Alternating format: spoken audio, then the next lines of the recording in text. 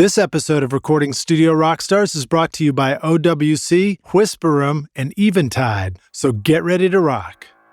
After a late night, you might want to just sleep in, but if that Buddhist chanting is at the temple at 7 a.m., 10 miles out of town, we might be a little sleepy-eyed, but we're going to be there. There are some mornings where I certainly don't want to get up and record the 6 a.m. morning birds, but every time we do it, we're always happy we did. An image can only tell so much. With the audio, it does force the user, the listener, the audience to use their imagination.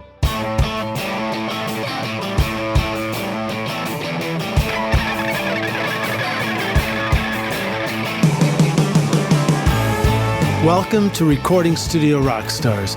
I'm Lid Shaw, and this is the podcast created to help you become a rock star of the recording studio.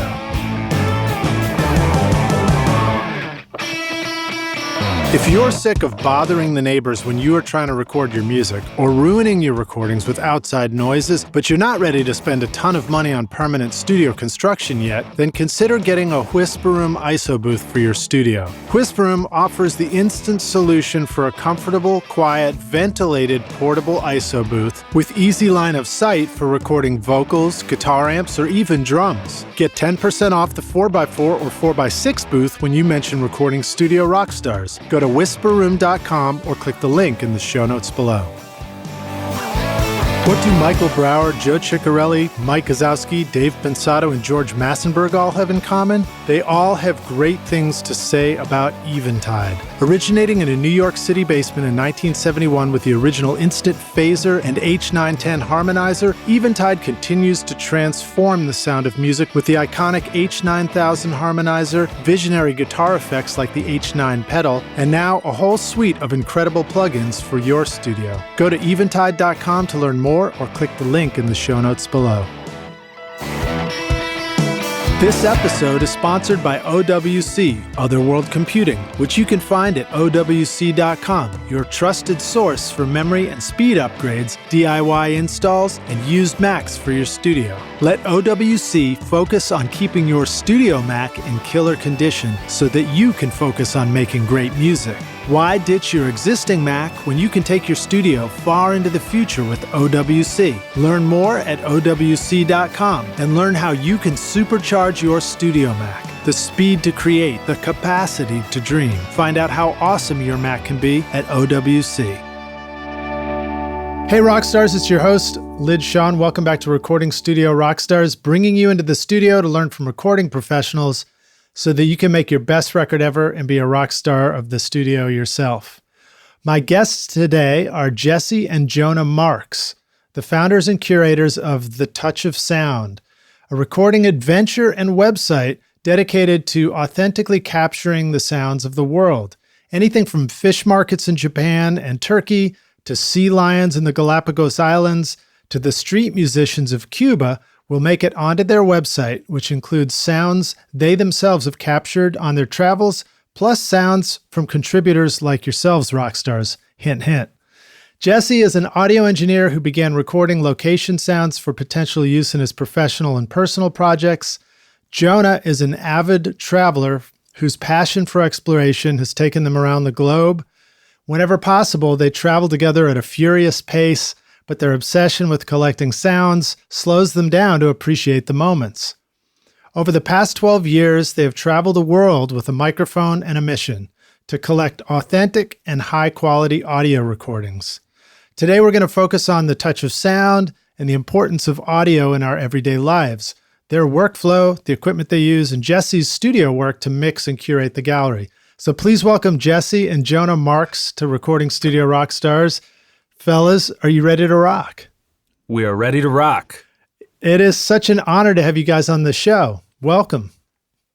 Thank you so much. Thank you so much. Yeah, this is Jesse Marks, and I'm the sound engineer of our team. I'm here with my brother, Jonah Marks, and we put together The Touch of Sound. And today we are broadcasting with Recording Studio Rockstars from Minneapolis, Minnesota, our hometown.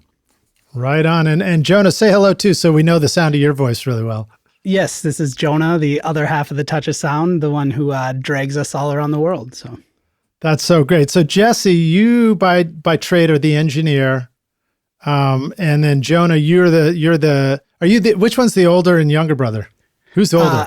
I am the older one. Jonah is the older one. So Jonah, you're the one who had all the AC/DC records early on and like started traveling and like Jesse started, getting into all this stuff because of his older brother. I'm not quite that old. We'll say it was the Nirvana records that inspired me at a younger age. So maybe some Tribe Called Quest and stuff like that in there too. Right on. Well, Nirvana's a good inspiration. That is timely for me too. When I moved to Nashville to come down here to learn how to start recording, I distinctly remember the local college radio station breaking "Smells Like Teen Spirit" and driving my crappy little beat up car around town. Awesome. For sure. Well, guys, tell us a little bit more about who you are, where you are, and what you do. Absolutely, yeah. So this is Jesse once again, and I work full-time doing sound production on various levels, whether it be post-production for film and television or recording various musical projects. And as a result of that trade, it was about a decade ago, began collecting different field audio sounds, around town here, but then went on some couple of trips early on to New Orleans. And when I was recording there, captured a lot of different street music, even got to some nature areas in the bayou. And it really had an impact when I came back and listened to what I recorded. And it had this transportative quality that really brought me back to that place, just in the same way that a song does. And kind of that early on aha moment inspired the idea to, share these sonic moments with others. Yeah, and I really became inspired when we'd come back from a trip, and not only could we share a photo with our mother and our grandmother at the time, but we could play that sound along with it, and just that sort of next level reaction we got to our, showing people our trips led us to believe we were kind of onto something. And so we put together the site that is kind of our online gallery, but along with that, we have streaming albums, we've done art installations, radio appearances like this, in-person presentations, and we're actually currently in stages of early stages of concepting out our own podcast. Oh yeah, but I think, that's a no-brainer, fellas, no-brainer right there. I like it. But I think the thing we're most proud of about our project is really its inclusivity, where the majority of sounds on our site or that we work with are ones we've recorded, but we've always welcomed other people to work with us, contact us, whether they're recording sounds from their hometown or on their travels. We just want to bring people into this, to help spotlight the world in this unique and different way. And it's really changed how people view and experience the world. And, it's inspiring when people come to us and say, hey, because of you, I went on a dream vacation, or because of you, I've learned more about the world, even though I can't travel. Or even some people have said to us, like, I now view the world differently. I perceive the world differently because of what you've done. And that's a pretty powerful message. Yeah.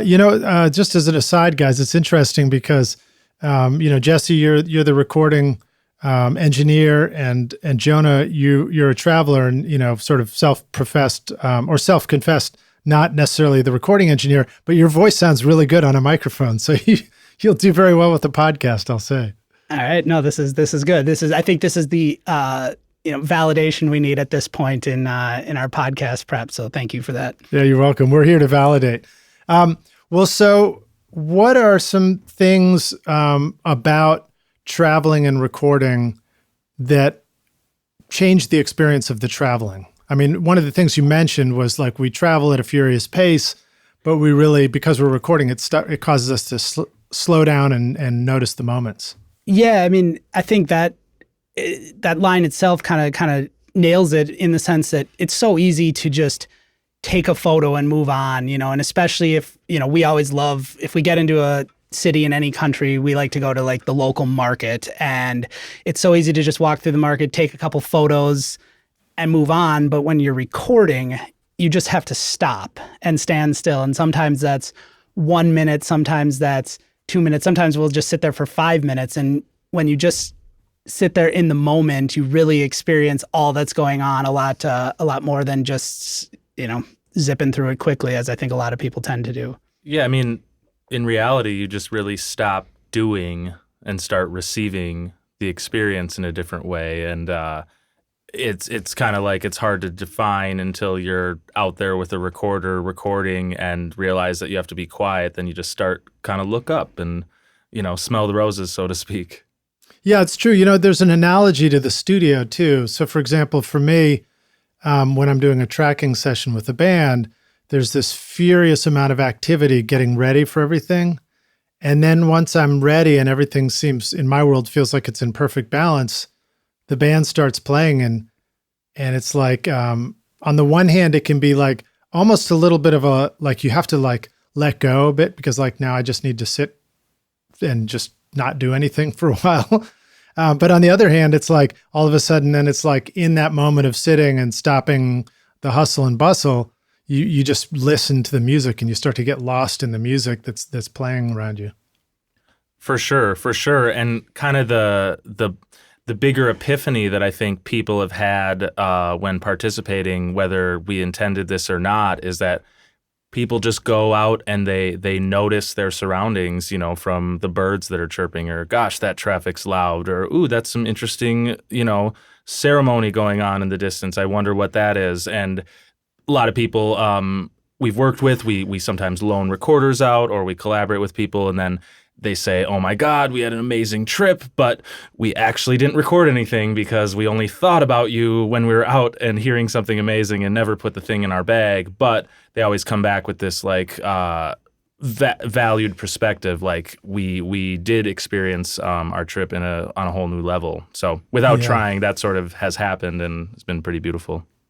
Now, I sort of have this funny image in my head of you guys going to the market and wandering around with your microphones, and then along comes a vlogger, a YouTube vlogger, and you guys are like constantly crossing paths. Do you run into vloggers on your travels that are sort of there to create a different kind of content than you guys are? Actually, no. It's pretty rare, and I guess I don't know if this diffuses the image in your head, but especially in a city environment, a dense market, or somewhere where we're trying to capture what's going on, but not necessarily give the impression that we are capturing something. Usually, I just have a little handheld field recorder sitting in my hand, just just in my arm, slowly swaying as to not make any handling noise, but just to act as natural as possible so that we're not giving the impression that we got a microphone out, because our goal is to just kind of capture or record exactly what's happening. Yeah, essentially, if we're walking through a fish market, we want the people to try and sell us a fish. We don't want them to wonder what content we're producing. We just want that natural sound that... I love that, man. There's not as many times when I'm in the studio where I'm hoping somebody will try and sell me a fish. You know what I mean? Maybe you should try it sometime. Yeah, I should. You're in the wrong area, apparently. Well, we definitely have lunch runs, to the Mexican restaurant. That's a little bit of a different story. And of course, the phone will ring if it's telemarketing. But for some reason, if I'm remembering this correctly, is it called Heidegger or... Who did the uncertainty principle, where the act of looking at something, can change the thing that you're looking at on a quantum level, and then that kind of gets used for storytelling on all different levels. But thinking about you guys, what you just said, I mean, like you want to capture an authentic thing with the audio, but you don't want to influence what you're capturing because then it doesn't feel like it's not authentic anymore. Correct, 100% correct, and that's the goal.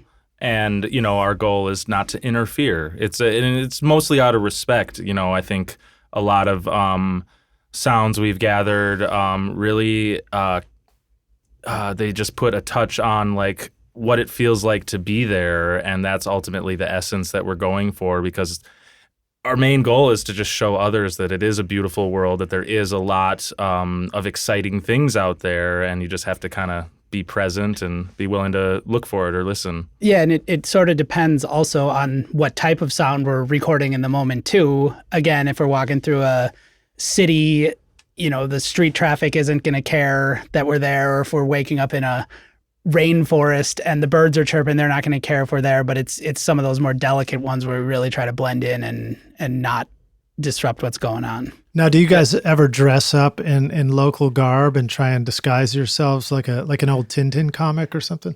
Well, we haven't gone that far. I mean, we tend to be, culturally appropriate and try and blend in as we can. We're not the ones wearing like the American flag Zubas or anything when we're walking through. Or we try to avoid just like the obvious like newly purchased jungle pants and vests and like camera strap and, just big cowboy sun hat, and we've evolved over time. I can't say that we've been great all the time. I want some jungle pants. Yeah. I would say there are certain parts of the world where we can blend in decently, and there are other parts of the world where we don't have a chance, and so we just have to roll with what we got and hope for the best. So nice. Well, so one of my questions was what is your mission for doing these recordings, and why is sound so important when we already have images and videos? And I know you guys have already begun to answer that, but would you like to sort of elaborate further on that?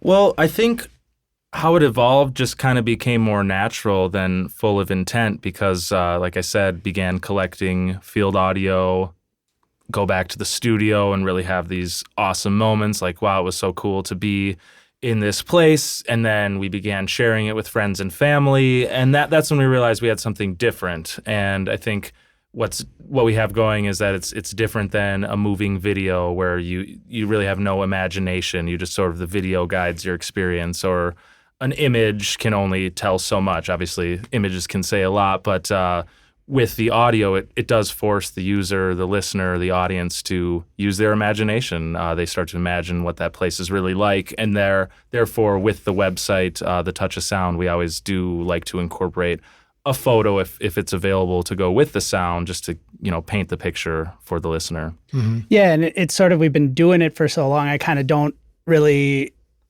have a picture in mind of what travel would be like if we weren't doing it. It's led to so many amazing experiences, sometimes like through friends of friends or people who meet along the road. Anybody, people in these towns want to help us. And so therefore we have these cool experiences or find ourselves having beers with random people who want us instead of just being the people that show up to eat the food and see the sights and leave. Like, we're actually trying to capture something and spotlight their city.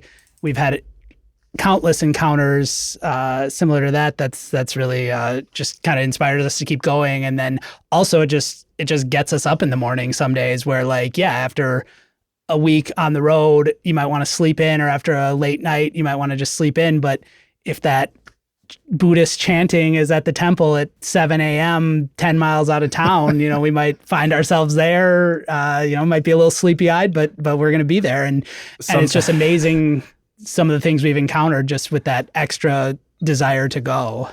Yeah. And it's totally worth it. Like, it is that extra drive. I think, there are some mornings where I certainly don't want to get up and record the 6 a.m. morning birds, but every time we do it, we're always happy we did. And, there's some irrational thinking of after a hard night out in somewhere like Cuba or something till 4 a.m. and then have a cab showing up at 6 a.m. to record the birds. It seems like a good idea at the time until the moment. But then you record the sound and it's a pretty beautiful experience. Do you guys know who Andy Goldsworthy is?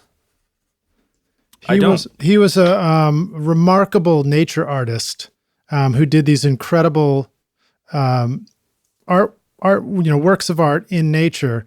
And he would go into the icy colds, for example, and he'd break down, break icicles into little things, and then he'd, with his bare fingers and some spit, he'd kind of freeze them back together and create sculptures that would only last in that day that he was there, or he would collect, a whole series of leaves that were changing and falling from the trees, and he'd lay them out in color grid patterns so that they would create, intentional artwork. But watching his documentary, he talked about how he'd get up so early before the sun rises and go to this location and really get to know a location to become one with it and spend the whole day there doing that. And I think of you guys in the way you record in a similar fashion, like that getting out early in the morning to be there where the birds are or to be in this spot. It's got to be a very cool experience. Yeah, and it's just the idea of it, if it takes us a little further. We might end up doing things that we wouldn't normally do, whether it be, like I said, get up early for the morning birds, or it might be like, oh my God, it is a 36-hour drive, but it's like this lost city and there's supposed to be this one kind of fox call. And it's like that kind of stuff. We start looking at each other with wide eyes, like, we got to do it. It's like it's an extra $100 for each, but let's do it. It's totally worth it. And there's been a lot of examples like that. We were in down in Louisiana, and we ended up hiring a fishing boat charter, not even to fish. He was very confused, but we hired a fishing boat charter just to get us to literally the mouth or the delta of the Mississippi, all the way down. And we were just cruising on this speedboat, listening to was it like Bon Jovi music? Wanted Dead or Alive, just cruising at the bottom of the Mississippi. And we're from Minneapolis, Minnesota, which is a Mississippi, the Mississippi starts in Minnesota and flows all the way down. So we had this top and bottom of the Mississippi feeling going on, and we would have never done that if we didn't have this kind of mission to we want to record the sounds of the water hitting the rocks at the bottom of the Mississippi. And or the insects we recorded at the headwaters of the Mississippi in Lake Itasca, Minnesota, and then 3 months later, we're on recording the crickets in the bayou of Louisiana at the very bottom of it. So it's just those experiences that you can't replicate if you don't just go out and try it. And, it's kind of our mentality is we just got to go. And yeah, why not? Yeah. Well, that's very cool. And there's elements to that remind me of being in a band where it's like, you got the band mission to do something. Also, many great bands were started by brothers, and the band sticks together as a result of that, so that's a good thing. Do you guys sometimes take guest travelers with you, or is it something where you realize that it's best to sort of visit with somebody and then, go off on your own to get to work? Yeah, I think it's just a trip-by-trip basis. We're definitely, if you're someone who lives abroad and says, hey, you should come visit us sometime, it's like, you better be serious, because a year later, we might come out and visit you. So certainly that's where we tag along with travelers. And then, whether it be friends and family, we've sort of always had a open door policy. If people want to plan with us and jump on board, we're all about it. Yeah, we don't run any tours or have groups. We like to keep it small, because just the more people you have, the more difficult it is to sort of blend in. But we've never really said no to anyone wanting to join us for an adventure. So yeah, I imagine unlike like a photography class, for example, where you can't have the whole class stand behind the camera and be out of the shot. In your case, if you've got 10 people there, everybody's kind of in the shot, unless they can keep perfectly quiet.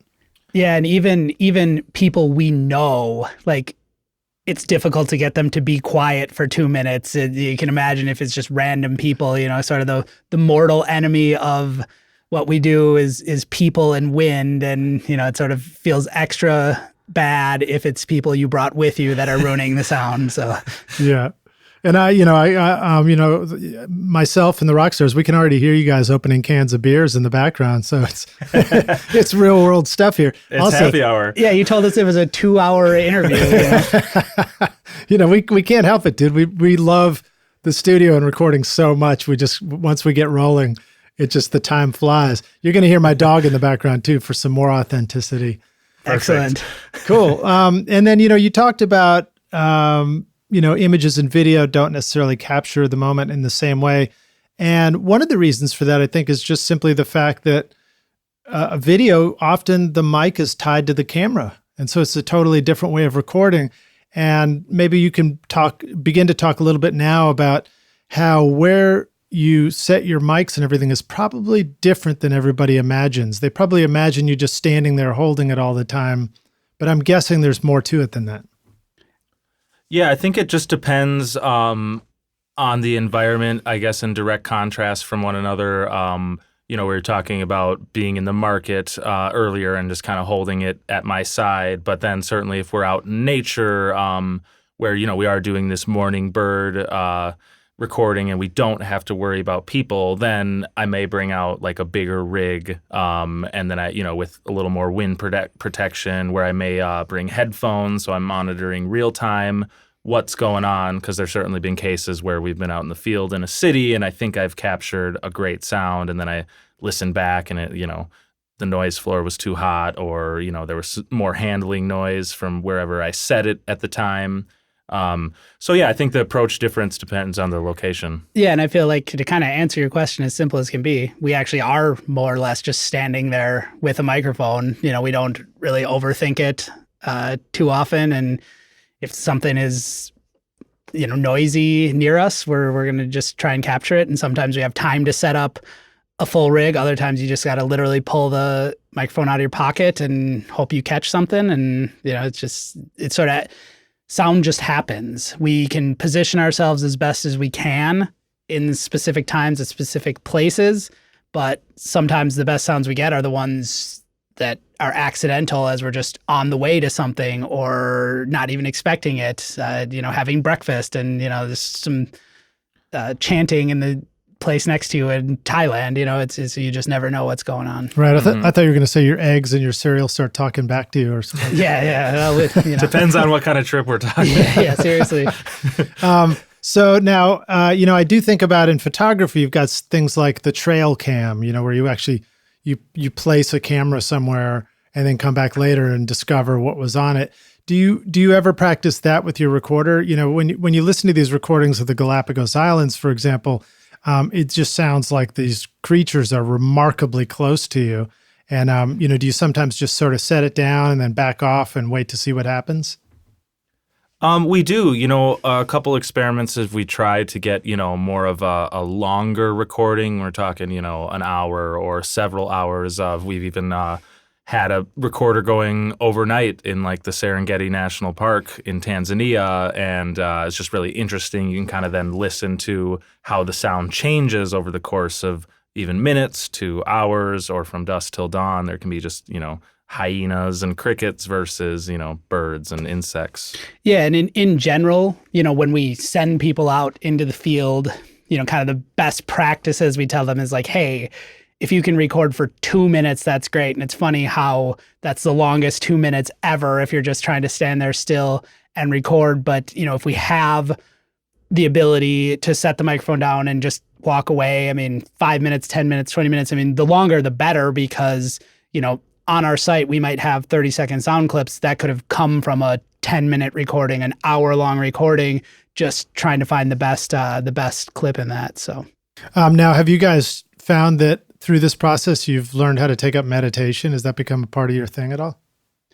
Well, I think it kind of speaks to what we were saying earlier, is just you just have to stop and appreciate the moment. So I don't know if... Be present. Yeah, I don't know if I would necessarily classify that as meditating, but it is just that awareness is enhanced in those moments, and it's all part of the experience and why we keep doing it.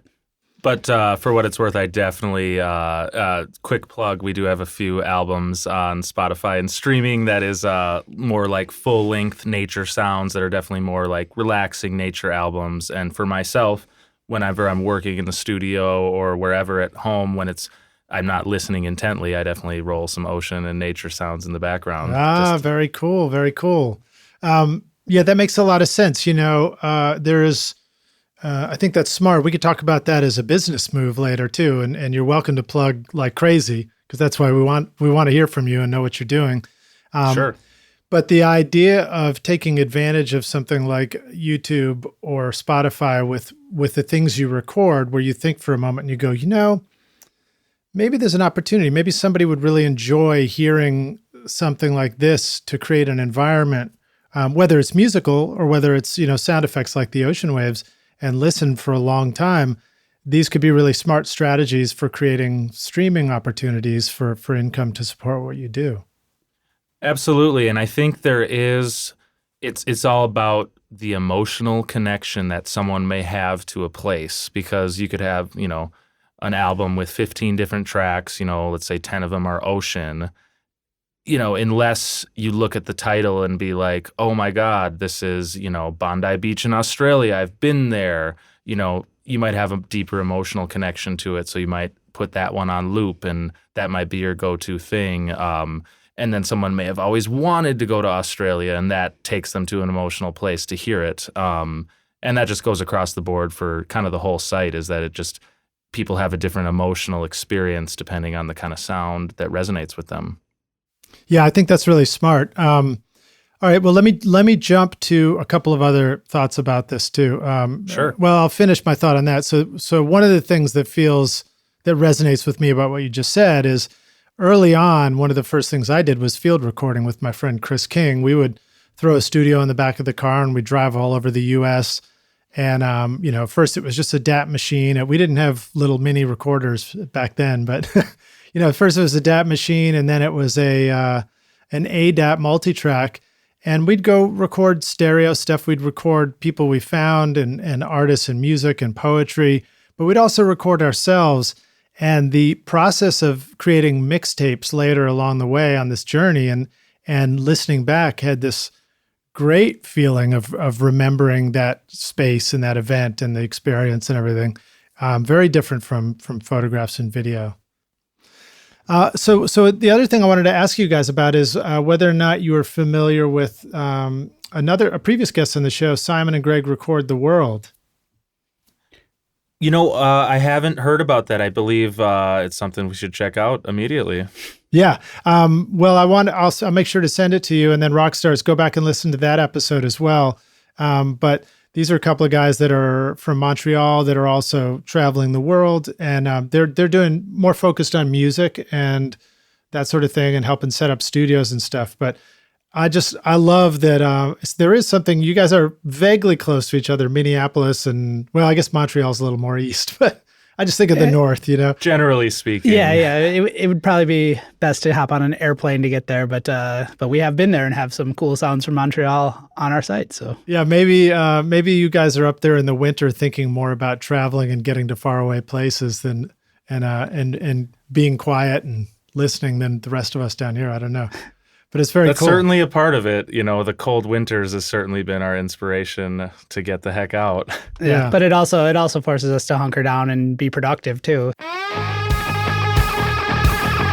Recording Studio Rockstars Academy is the place you can go to take your recording, mixing, and mastering to the next level. And you can start right now with my free introduction to mixing course, Mix Master Bundle. This course will show you how to get pro-sounding mixes from your home studio with free and stock plugins in Pro Tools. And the best part is that these mixing techniques will work for you in any DAW, whether you are in Logic, Cubase, PreSonus Studio One, Reaper, or anything else. Are you ready to make your best record ever? Then go to Mix Master Bundle to get started for free now, or look for the clickable link in the show notes of this episode. All right, well, let's start to geek out a little bit. Sure. Jesse, talk to us about the gear. Well, or both of you guys. Don't mean to exclude you, Jonah. No, this is Jesse's time to shine. So Okay. I will chime in as necessary. But this is him. So all right, Guru, talk to us about the gear that you bring for recording. I'll throw in a few more questions like, do you record with stereo mics? Do you record with binaural mics? Is surround recording in VR a consideration? And things like cables, stands, headphones. What's the sort of stuff that's important to you that you've really figured out about being portable and doing what you need to do? Absolutely. Yeah, let's break it all down. Essentially, our choice of gear is more of your handheld stereo field recorder. Some popular ones are the Zoom HN4. One that we use a lot is the Tascam DR05, as well as the Olympus LS10, or now it's the LS12 products. We also have like a Tascam DR40, which is where you can plug in external mics as well as the onboard mics. And in recent years, we've actually upgraded to the Sony PCM D50 or the D100 actually, for just being able to capture those higher fidelity recordings in nature ultimately. Like, it's a bigger device that certainly is less stealth to have with you or to pull out, but then the results sonically are certainly superior. But ultimately, we are not the guys who are rolling around with a big backpack full of microphones and cables and equipment and a big camera gear, anything like that. Our goal is to ultimately be stealth and not let the recording process impede the experiment or the experience, so to speak, or vice versa, and that it's just always easy to pull out a recorder. It's never like, oh crap, is it really worth it to pull out my stand, my mic, my Zeppelin, my wind muff, all these things just to get these birds that sound just like the last birds from yesterday. And it's because I have a friend who he is a total geek in the studio, and he has since purchased, some really great Sennheiser mics, and he's got this great MS rig that he's built into a Zeppelin, and he's got this wind muff, but he always confesses that he never records anything because it just is too much hassle in the moment. And our whole goal is to make it be 100% hassle-free. And, that just sort of comes along with the effort we put on the road. Like, I'm always just walking with the sound recorder in my pocket, and I'm ready to drop anything and record sounds when we hear it. And you don't even need a phone signal. So, a lot of times we think about, you can do things with the phone now, but you don't even need to have a signal. You don't need to have internet. You don't need your phone. I bet the batteries on the gear you bring really last a long time. Sure. I mean, it's as simple as just some AA batteries, but we just got a couple extra sets, always at least an extra set, and, ready to charge up the night before if needed. If we know we're going on a big day recording, we'll make sure our memory cards are clean and or our batteries are charged. But ultimately, I'm glad you brought up the phone, because phones are an amazing tool, and you can capture, obviously, a lot of reference audio on them. And even some of the sounds on our site have come from phones, and the phone audio has gotten better over time with the device evolution. However, definitely phone audio recording capabilities are much inferior, as I'm sure you and the rock stars are aware of, that phone audio is not preferred. But if you're just starting to, with the idea of recording field audio, if you want to get involved with this type of a project, certainly you can start off by just recording your phone and just capturing a sound and listening back how it sounds, and one or the other. But most of the field devices we use are stereo, so they got onboard stereo mics.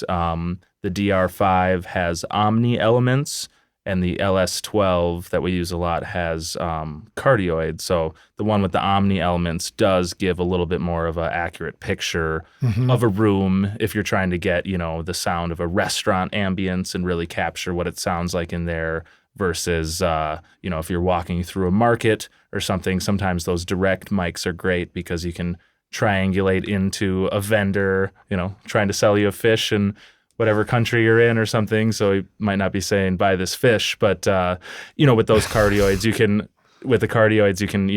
zone in a little bit more directly on the sound, or sometimes even with like a train pass. If you're recording like a train approach pass left to right, those cardioids can give you a little bit more of that, wider pan signal.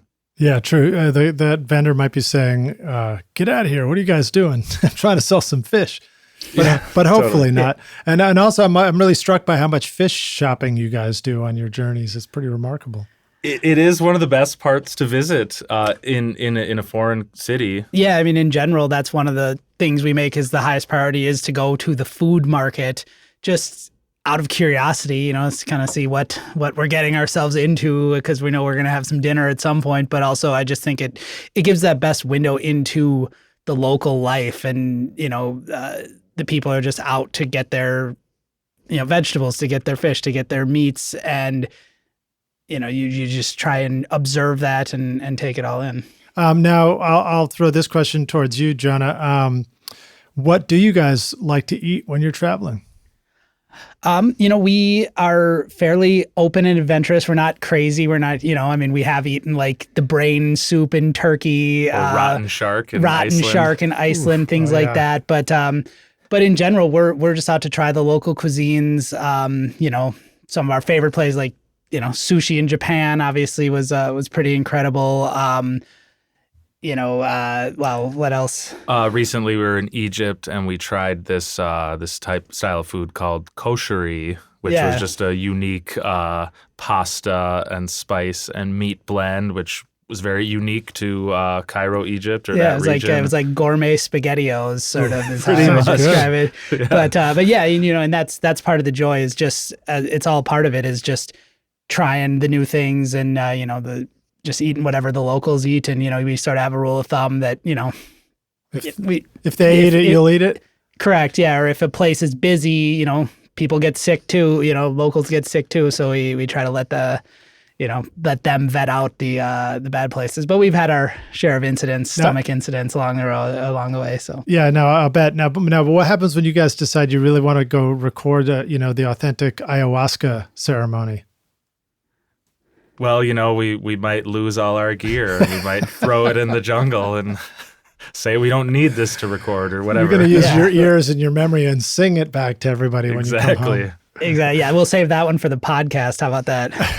Right on. All right, let's geek out a little more. Sample rates, memory cards. What sort of things have you learned, or are there any like basic tips you want to share for the rock stars when they want to set out and start doing recording like this? Totally. Yep. Pretty much stick to 24-bit, 48K waves when recording. A lot of times, whether it be for our website or different deliverables, we end up converting it down to an MP3.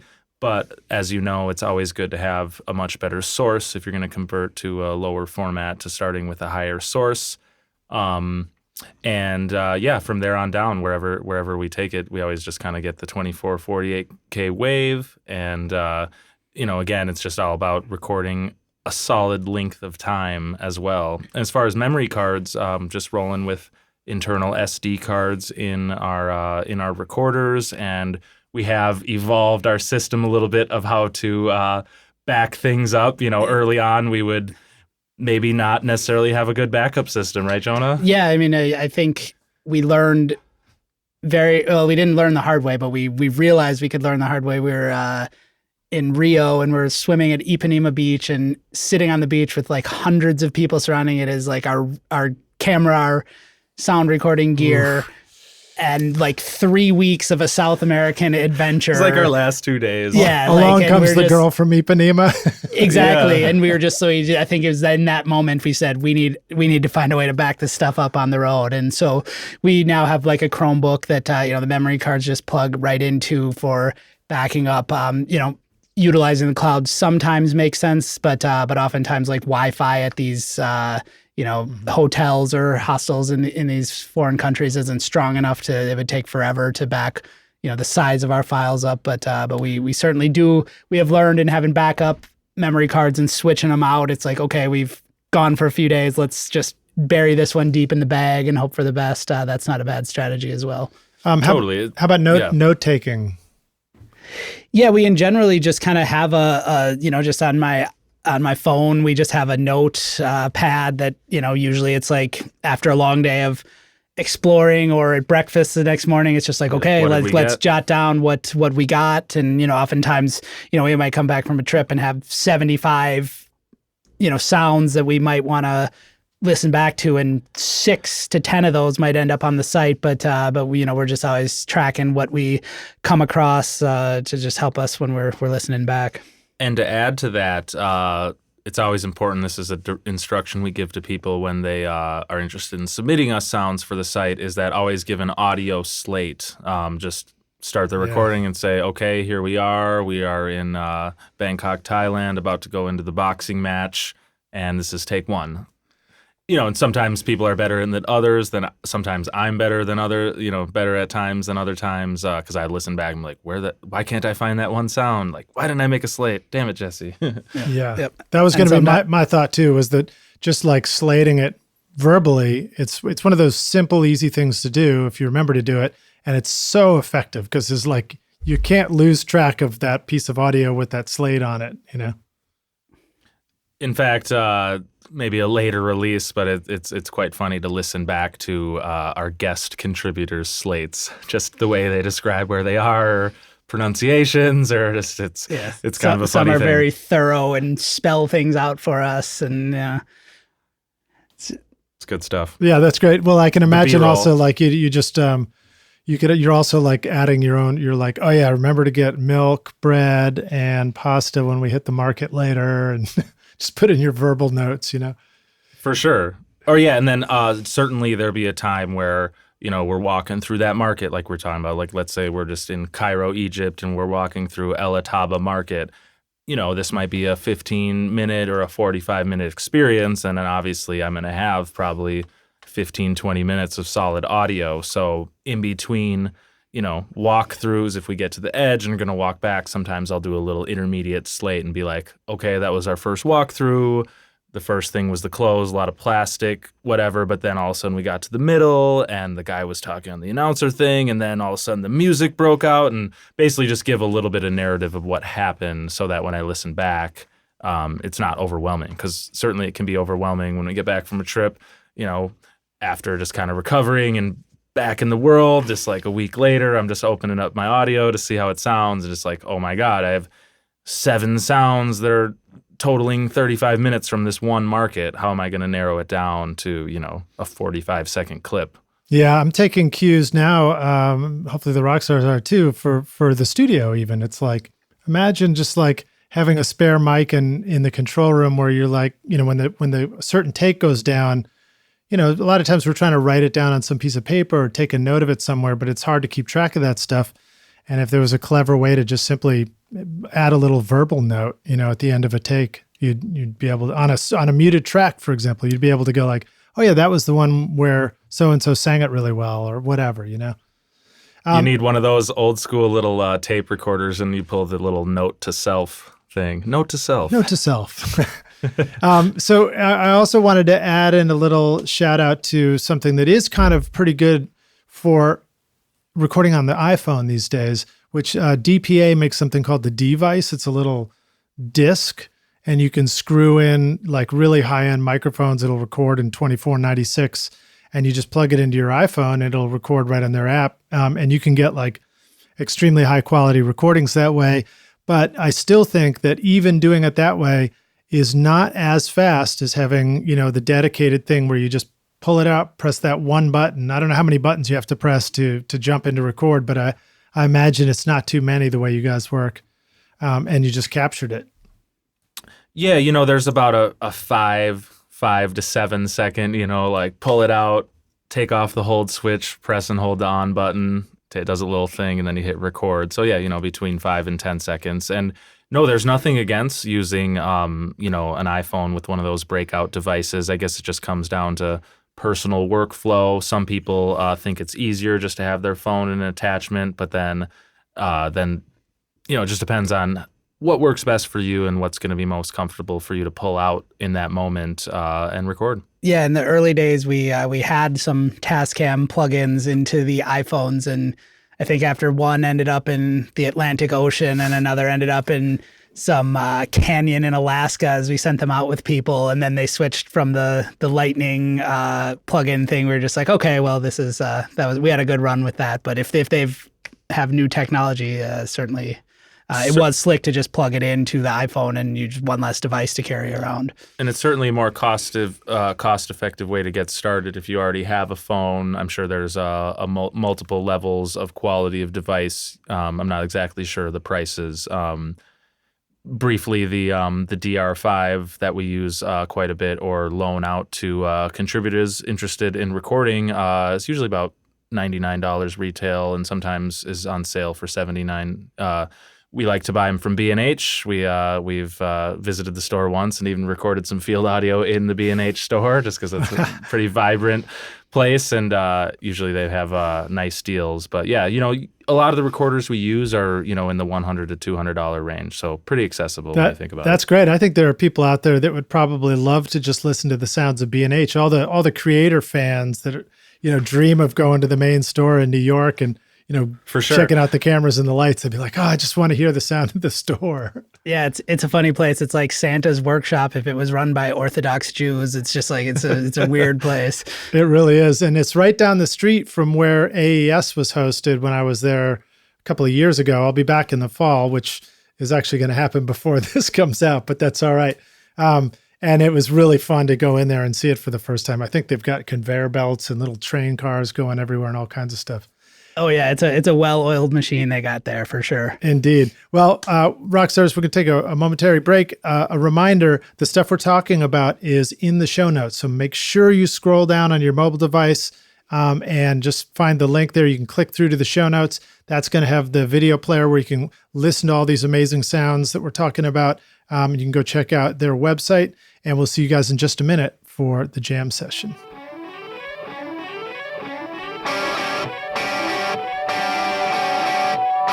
It was 1971 in a New York City basement when Eventide revolutionized the audio world by introducing the world's first studio effects processor, the Instant Phaser, and the first digital effect, the H910 Harmonizer. Eventide soon followed with the Instant Flanger, Omnipressor, SP2016 Reverb, and H949 and H3000 Harmonizers, which have been favorites of A-list mixers like Michael Brower, Joe Ciccarelli, Mick Guzowski, and Dave Pensato, and heard on countless hit records over the decades. Today, Eventide brings all that sound to your stage and studio with modern solutions like the H9000 Harmonizer, their complete line of guitar pedals, including the versatile H9 Max, and transformative plugins like Micropitch, Physion, Black Hole, and Mangled Reverb. Take your next mix in your studio to a whole new level.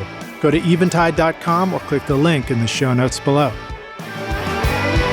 Are you sick of bothering family and neighbors when you're just trying to rehearse or record your music? Do outside noises or computer fans get into your studio mics and ruin your recordings? You could book a pro studio to record every time, but that would add up quickly, and doing permanent construction to soundproof your studio can easily cost up to $100,000 or more. Trust me, I know. And you can't take that with you when you eventually move the studio. Don't you wish there was an easy solution right now? Whisperroom IsoBooths offers a simple way to install a comfortable, quiet, ventilated IsoBooth in your studio with easy line of sight for recording vocals, guitar amps, or even drums in a variety of sizes. For 30 years, Whisperroom has been solving studio isolation needs worldwide with IsoBooths that are shippable, portable, and can be assembled in an afternoon. Now you can get pro vocal recordings right in your home studio, practice whenever you want, and start using real guitar amps again. Get 10% off the 4x4 or 4x6 booths when you mention Recording Studio Rockstars at whisperroom.com or click the link in the show notes below.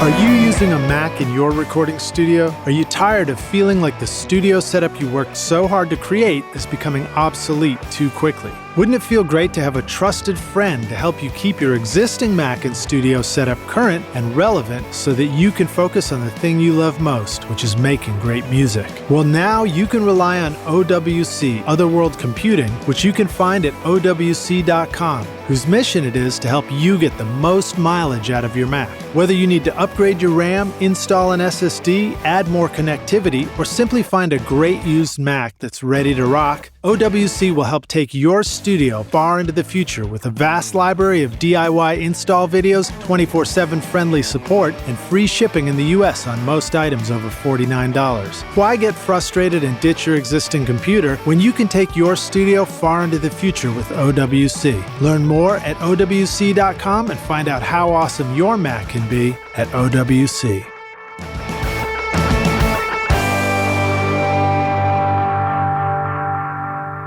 So Rockstars, we're back now for the jam session. My guests today are Jesse and Jonah Marks, joining us from Minneapolis, talking about The Touch of Sound, amazing website full of, I don't want to say found audio. I guess it's kind of found audio because you look for it in all over the world, and when you find something really cool, you record it. So you guys ready to do a little jamming? Let's pump up the jam. Okay, dig it. You know, one other thing I will say about finding, I actually discovered you guys by accident because I was talking with an assistant to help me with the podcast, and that was his handle, was The Touch of Sound on one of the websites. Or no, it was just Touch of Sound. And so I was like, I went to go search to see it, find out more. And then I stumbled on you guys, and I was like, is this what you're doing? And it wasn't him, but it was you. And so I'm glad we got to connect because I'm really knocked out with what you guys are doing. I think it's super cool. Awesome. Yeah, we've had countless experiences like that where people just find, that's the beauty of the internet and the world we live in right now, where people are just looking for something and they end up just finding us and saying, hey, it'd be cool if I use this sound on my website. And, we're always open to collaborating with people. We want to help people with their creative projects whenever we can, and just anytime someone is a contributor to our site, they have a little contributor page and we'll always link it back to the things they're working on. We want to make this just a community. Community, exactly.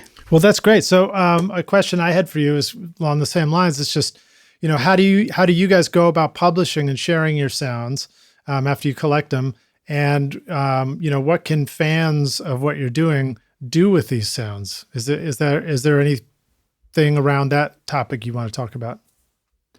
Yeah, so ultimately, when we come back from a trip, we'll always kind of filter through the sounds, looking at our notes like we talked about earlier, really picking out the choice sounds that we think are worthy of the site. And then we'll basically what I will do is I will, essentially edit down the sound, pretty much just like a start and stop edit, just deciding where to start the clip and where to end the clip, and ultimately just do a nice 5 to 10 second fade out on either side. I do minimal mixing, ultimately I end up taking out a lot of low end before posting because, rumble of traffic has a lot of unnecessary low end.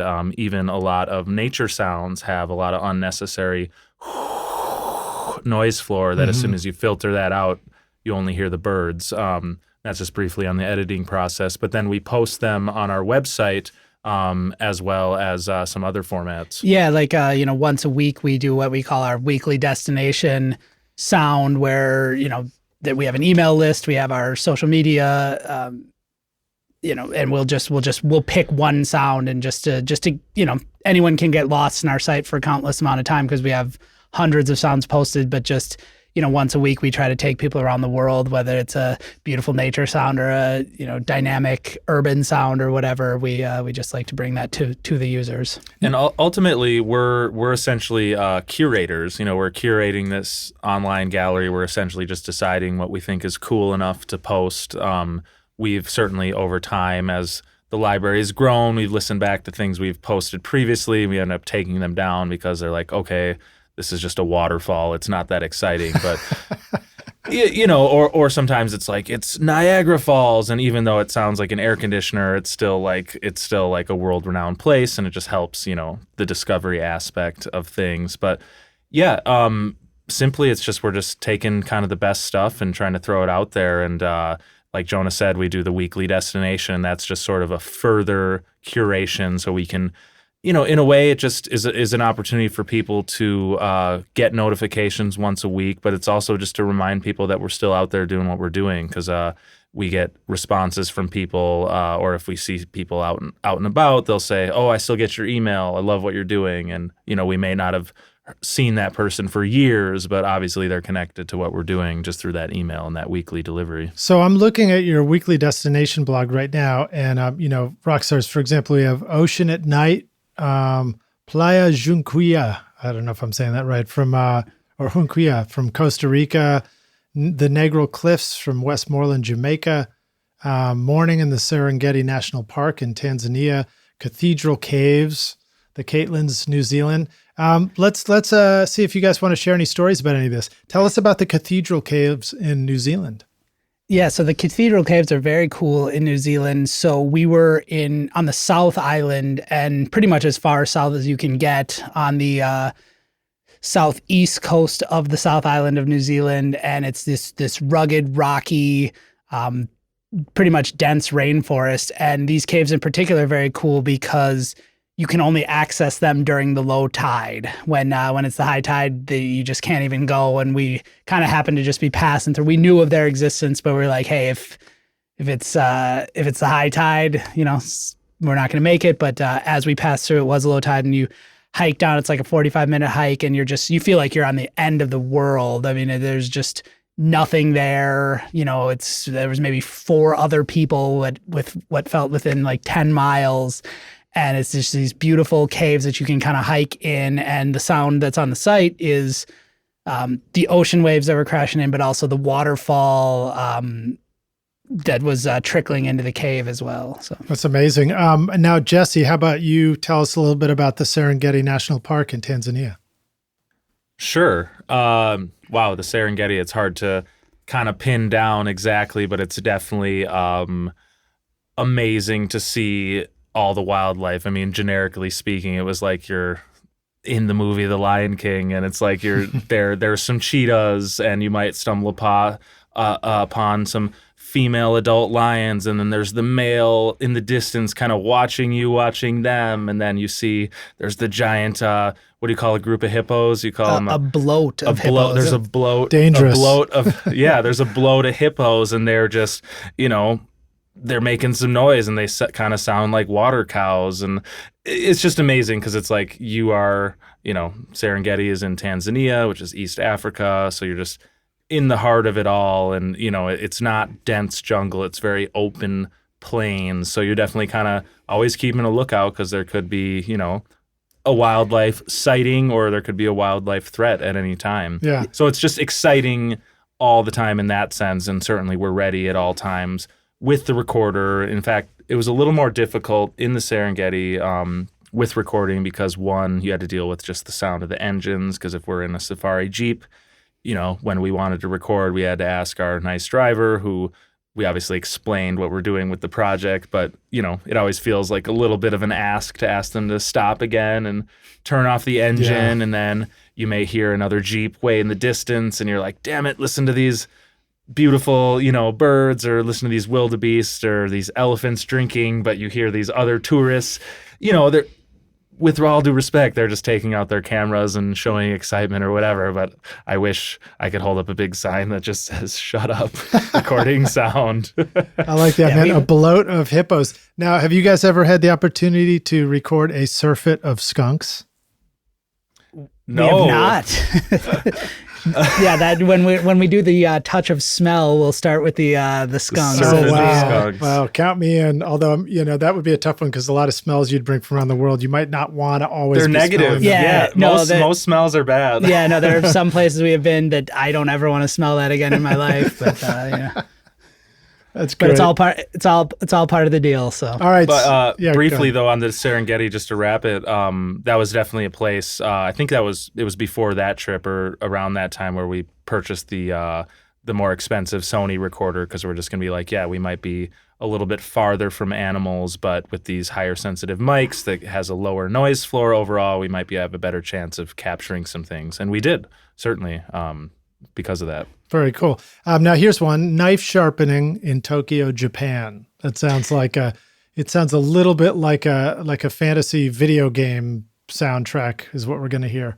That one's a little bit outdated in the sense that it was the Tsukuji market in Tokyo, which is the largest fish market in the world, but where it was located when we were there a few years ago, apparently has moved, but it's this massive wholesale market, and they'll have the tuna auction in the morning, and like everyone running around like crazy. And I think they said a stat was like 17% of the world's seafood flows through that market. And so Jesse looks at me as we're walking through, and he's like, well, then I guess 17% of the world's seafood is dirty, because it wasn't necessarily the most hygienic place we had ever been. But then there's the outer market, which had a lot of like retail stands, funny fish market, here we are again, but it had a lot of retail stands where they're selling, chunks of fish, or sushi restaurants. And then when we came across just these two guys that were just sharpening their knives, because in order to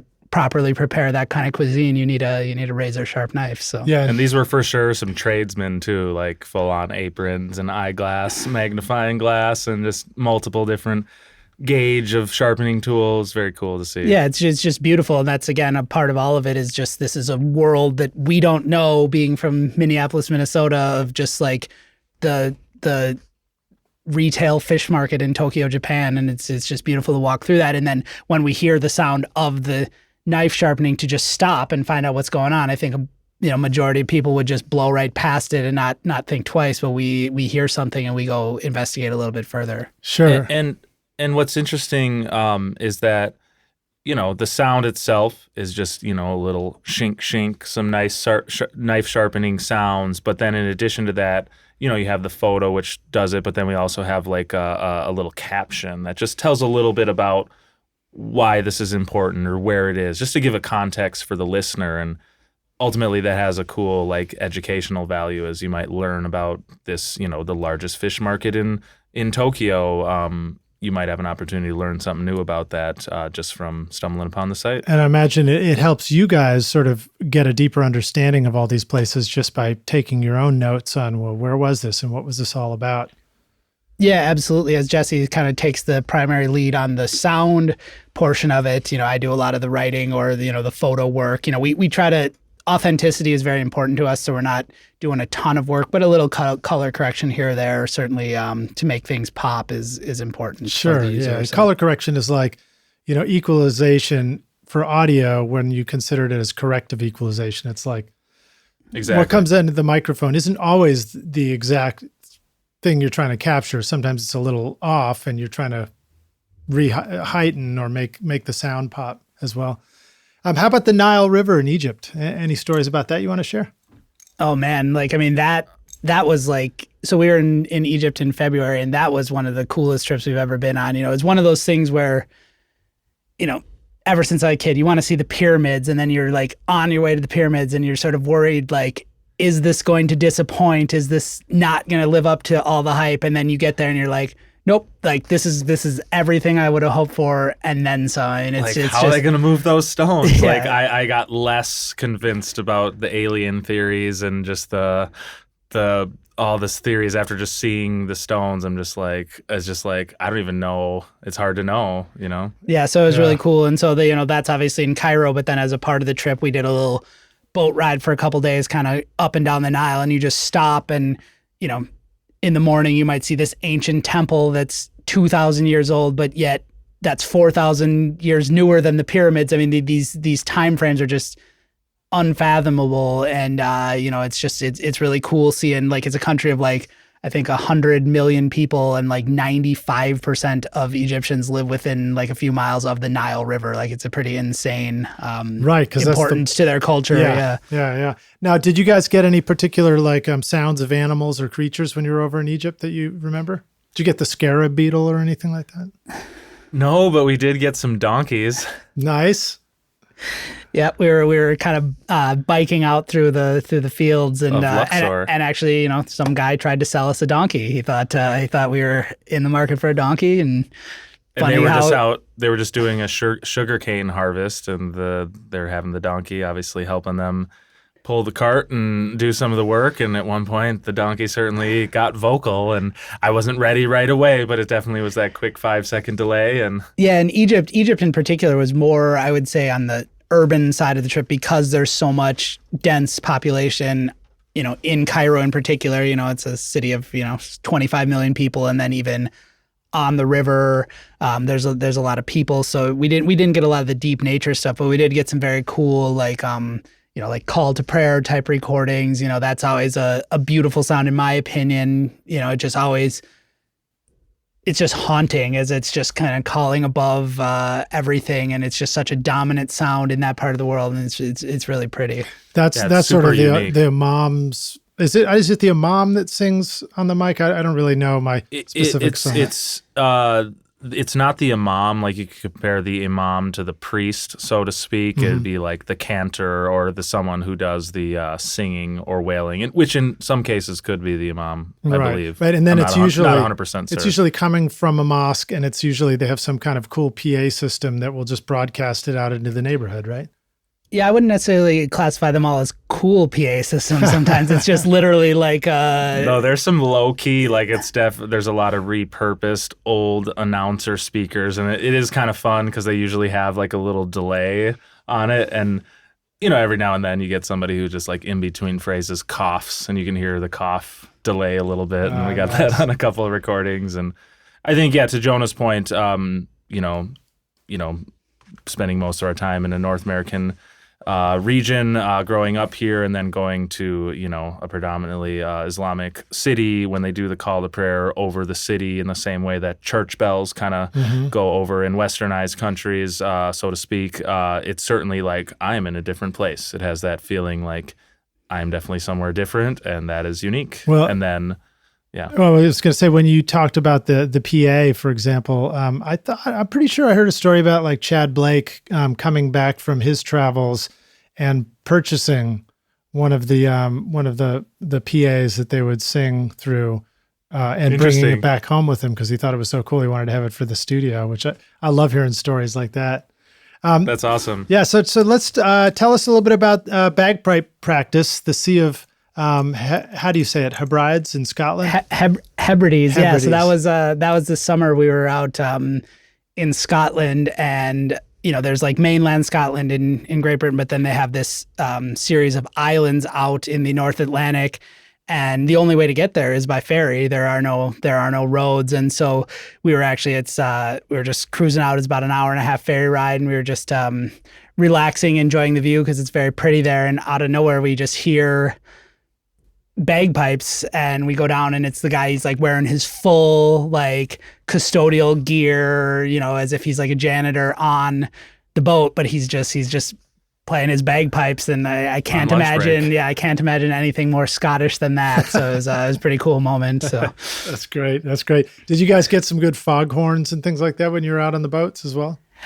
We try. It's sometimes hard to know when they're gonna play them or at how loud they are, because there's been some times where like we got the thing rolling and then they play it and we're like right next to it and it just blows the level out of the water, and right. It's just toast. But plus wind on boats in general. Wind is obviously just a big factor, and we've evolved our process where we may not record every ding that a boat makes in a port. These, we're obviously ready, but it's like when you get your first iPhone camera, you're taking pictures like crazy, or of your kids. Exactly. I don't know if you guys have kids yet, but you take a lot of pictures of your kids when they're young, and then as they get older, you start to become a little more selective of the pictures you take. And then finally, I'll go to my daughter's musical events, and I'm like, I'm going to try something new and different. I'm just going to sit here and experience the actual play or musical and not take any videos today and see how that feels.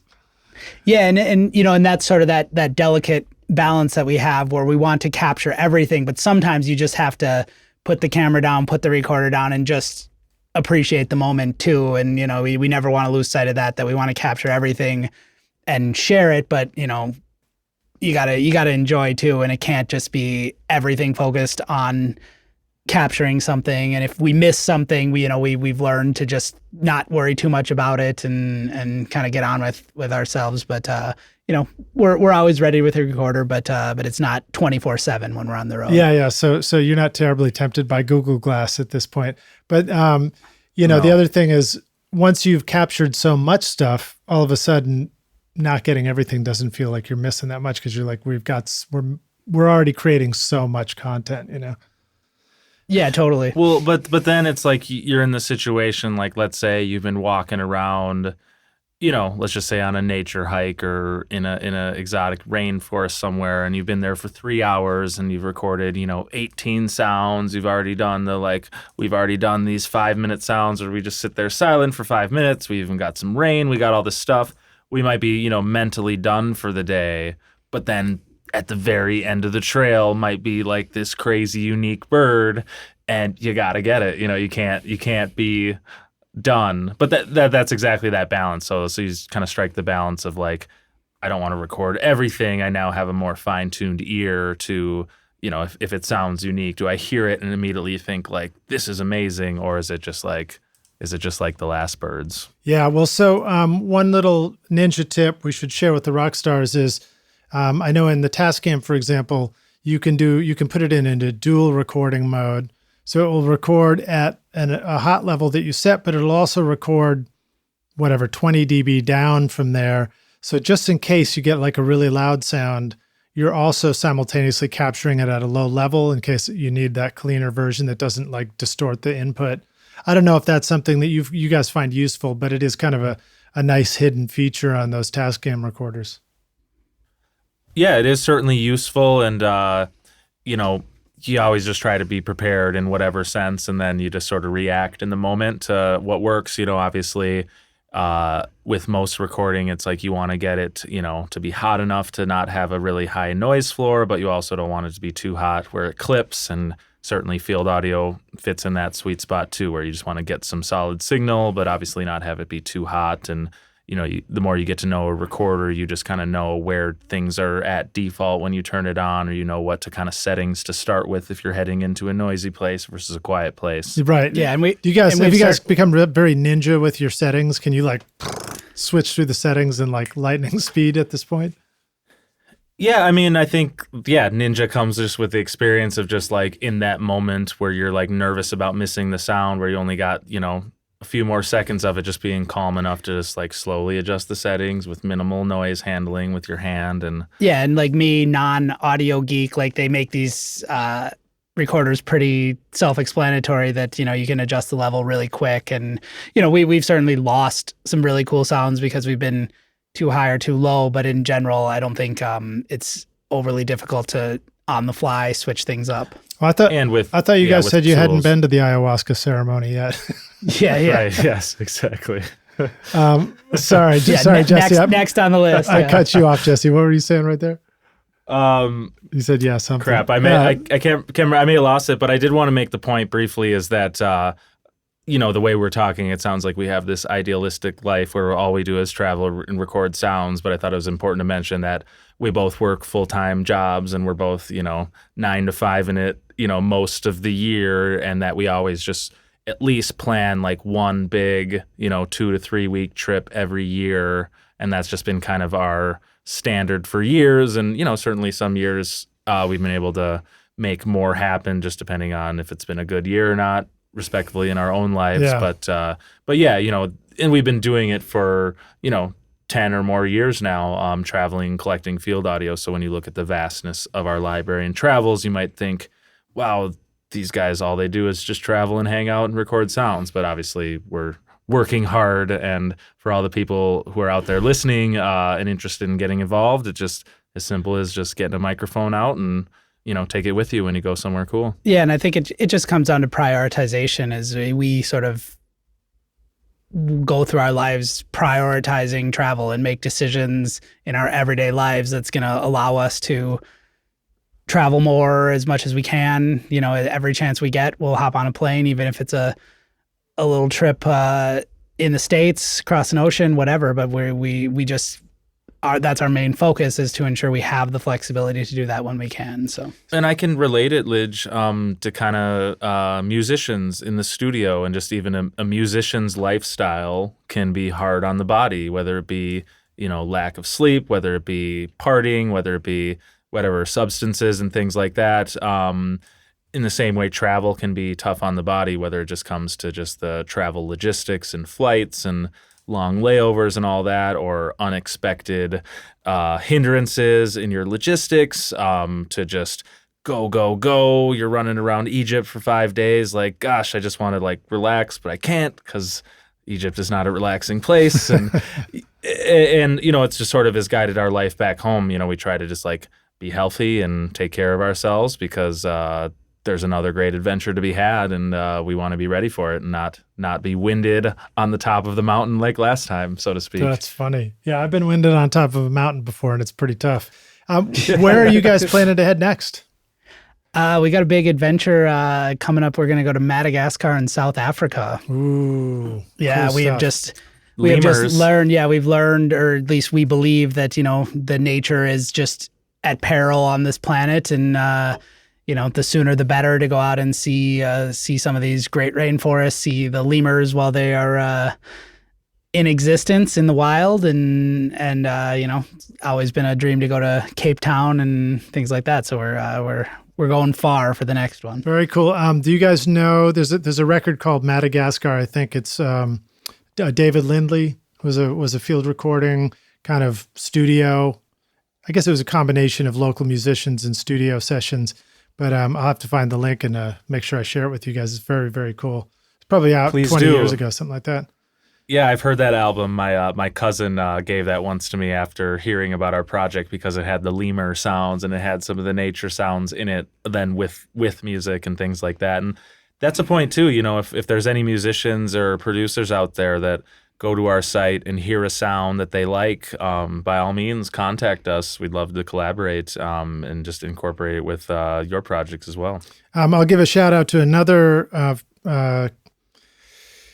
I'm not thinking of the right word for it, but a collector of world music, anthologist of world music, I guess, is a guy named Philip Yampolsky that I met 25 years ago, I guess. And he had been contracted by Smithsonian Folkways to do a 20 CD set of the music of Indonesia. So he'd go over for 6 months and travel Indonesia and collect it. Then he'd bring back and he'd take it to a guy out in Colorado to go master it. And then keep doing that over and over again. Just some incredible stuff. And I just love that. Have you guys connected with like a culture of other musicologists that are out there collecting music around the world? We haven't really run across anyone doing something quite specific like that. But, that kind of speaks to a point and how we feel about the importance of our project. Kind of like I said, we just believe that the nature is in peril, but also culture is in general too, where like, if someone went and tried to capture the music of Indonesia 20 years ago, how different is that going to be 20 years from now? Yeah. And so some of these sounds we get, the bread vendor calling above the streets in Cuba, is that going to be happening 10 years from now? And so, we just, it's not lost on us that we're capturing these moments in time that may not be there for forever. Very cool. Well, so now for fans of your music, people who go to the website and check this stuff out, what do you want them to do with this? Do you want them to just listen and enjoy? Do you encourage people to download and incorporate it into their own production or creations or anything like that? Or how do you feel about how people should, once your work is sort of out of your hands and being experienced by people, what do you hope will happen with it? Yeah, I think one of our main goals is just to, demonstrate that the world is very cool and that people should go experience it, and that's kind of the main goal is like listen to the sounds, discover, learn something. Certainly we'd like people to, subscribe or like our pages, and certainly you could visit our Spotify page where we have, more of our online streaming nature albums, but, just spread the word, get it out there. Contact us for collaboration, but ultimately just listen and spread the word. Yeah, and if there are people that are out recording sounds, we just want to help them, spread their projects and link everything back and just, it's like we said, we're kind of building this community, and all it takes is one person at a time who reaches out to us with something cool, and we'll post it up on the site, and we share other people's sounds as our weeklies, and it's just a great way to cross promote everyone's creative projects. Yeah. But to be ultimately more direct, I would just say reach out to us. If you like what we're doing, reach out and say hello. Tell us what you like. Tell us what sound resonated with you. Tell us how you want to get involved, or just, I don't know, say hello. Nice. So one of the thoughts I had was maybe, tell us if you don't like this idea, but I imagine you might, all the engineers and studio people that are listening to this around the world right now, rock stars, I would encourage you to consider, you don't necessarily, I don't think, need to travel to a place across the world from where you live to go capture the sound of an environment, when any of us could actually just spend a day going around our own environment, our own town, our own city, our own, nature, and capturing some of those sounds. And that might be another way to collaborate and collect sound from all around the world, just because people already live in lots of interesting places. Absolutely. Like we kind of said earlier at the top of the show, it's people just say, hey, there's this cool thing happening in my hometown. Would you throw this up on your website? And, nine times out of 10, the answer is absolutely. So. And what would seem normal to us might be exotic to others, or what seems very normal to someone else might be the most unique thing to us. And who knows what that is, but it's certainly there's difference in perception and difference in culture across the board. Yeah, indeed. Well, here's a question just about the logistics of doing this stuff. How do you, or do you feel like there's a need to get permission to record audio or take photos? And if you've learned anything about that, maybe share some advice with the rock stars. And also, how do you manage language barriers in other countries when you're doing what you do?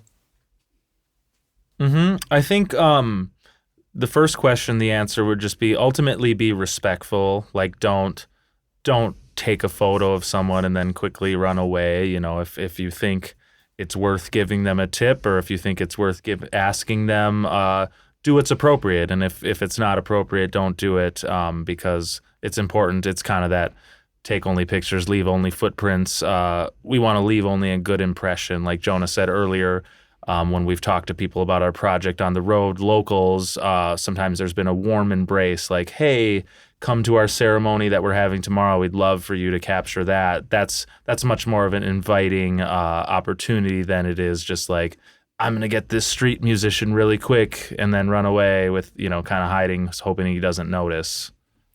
Yeah, in general, we'll strike up a conversation. We'll make sure people know what's going on, and that's not to sound in contrast to what we were talking about being stealth earlier. It's very every sound and location is different, and I'll be honest, a lot of times we're in a new place, in a new city, in a new country, in a new market, and we don't necessarily know the protocol. But that's where we land on just be respectful, and if someone sees you and gives you that vibe, like they don't like you being there, they don't like what you're doing, then I think it's respectfully time to go and apologize if you can. And then as far as language barrier, we do the best we can. We'll try to learn some basics before going to a country, but it's very quick to learn that we don't speak a lot of foreign languages fluently. It's interesting that often in our travels we find that people do speak English. It's certainly opportunistic for a lot of cultures and people to speak English because then they can, have business opportunities as a result. It's been interesting to see how much English has pervade across the world, but sometimes there is that we can't speak the same language as somebody, but we try to use some body language, like point to our ears, point to the microphones, just basic human communication at that point. I remember being in Coney Island years ago. I was visiting with a friend and we're wandering around and we walked by this merry-go-round that had a calliope that was playing. It's, one of those enormous sort of structural organ things that's playing steam pipes and robotic drums and all kinds of stuff. And the sound that was coming out just blew me away. I was just like, oh my God, this would be incredible to record. And I was like, I was this enthusiastic youngster and I talked to this old, wizened carny who's there. I was like, man, I would love to come record. This sounds amazing. You think I could do that sometime? And he's like, $100. I was like, yeah. It was the funny thing is I was really put off at that point because I was like, man, I don't have $100. But now in hindsight, I was like, dude, that would have been completely worth $100 to go record that. So I hear you about that. Just figuring out what the protocol is in a particular situation and try and be respectful about it. Yeah, it's always hardest in the urban environments because you never have to ask a frog for permission to record him, but that's where you have to just be careful and just make sure. But what if that frog was a prince? Actually, maybe you needed to ask. I don't know. Then he would have a crown, and we would notice. There you go. Good point.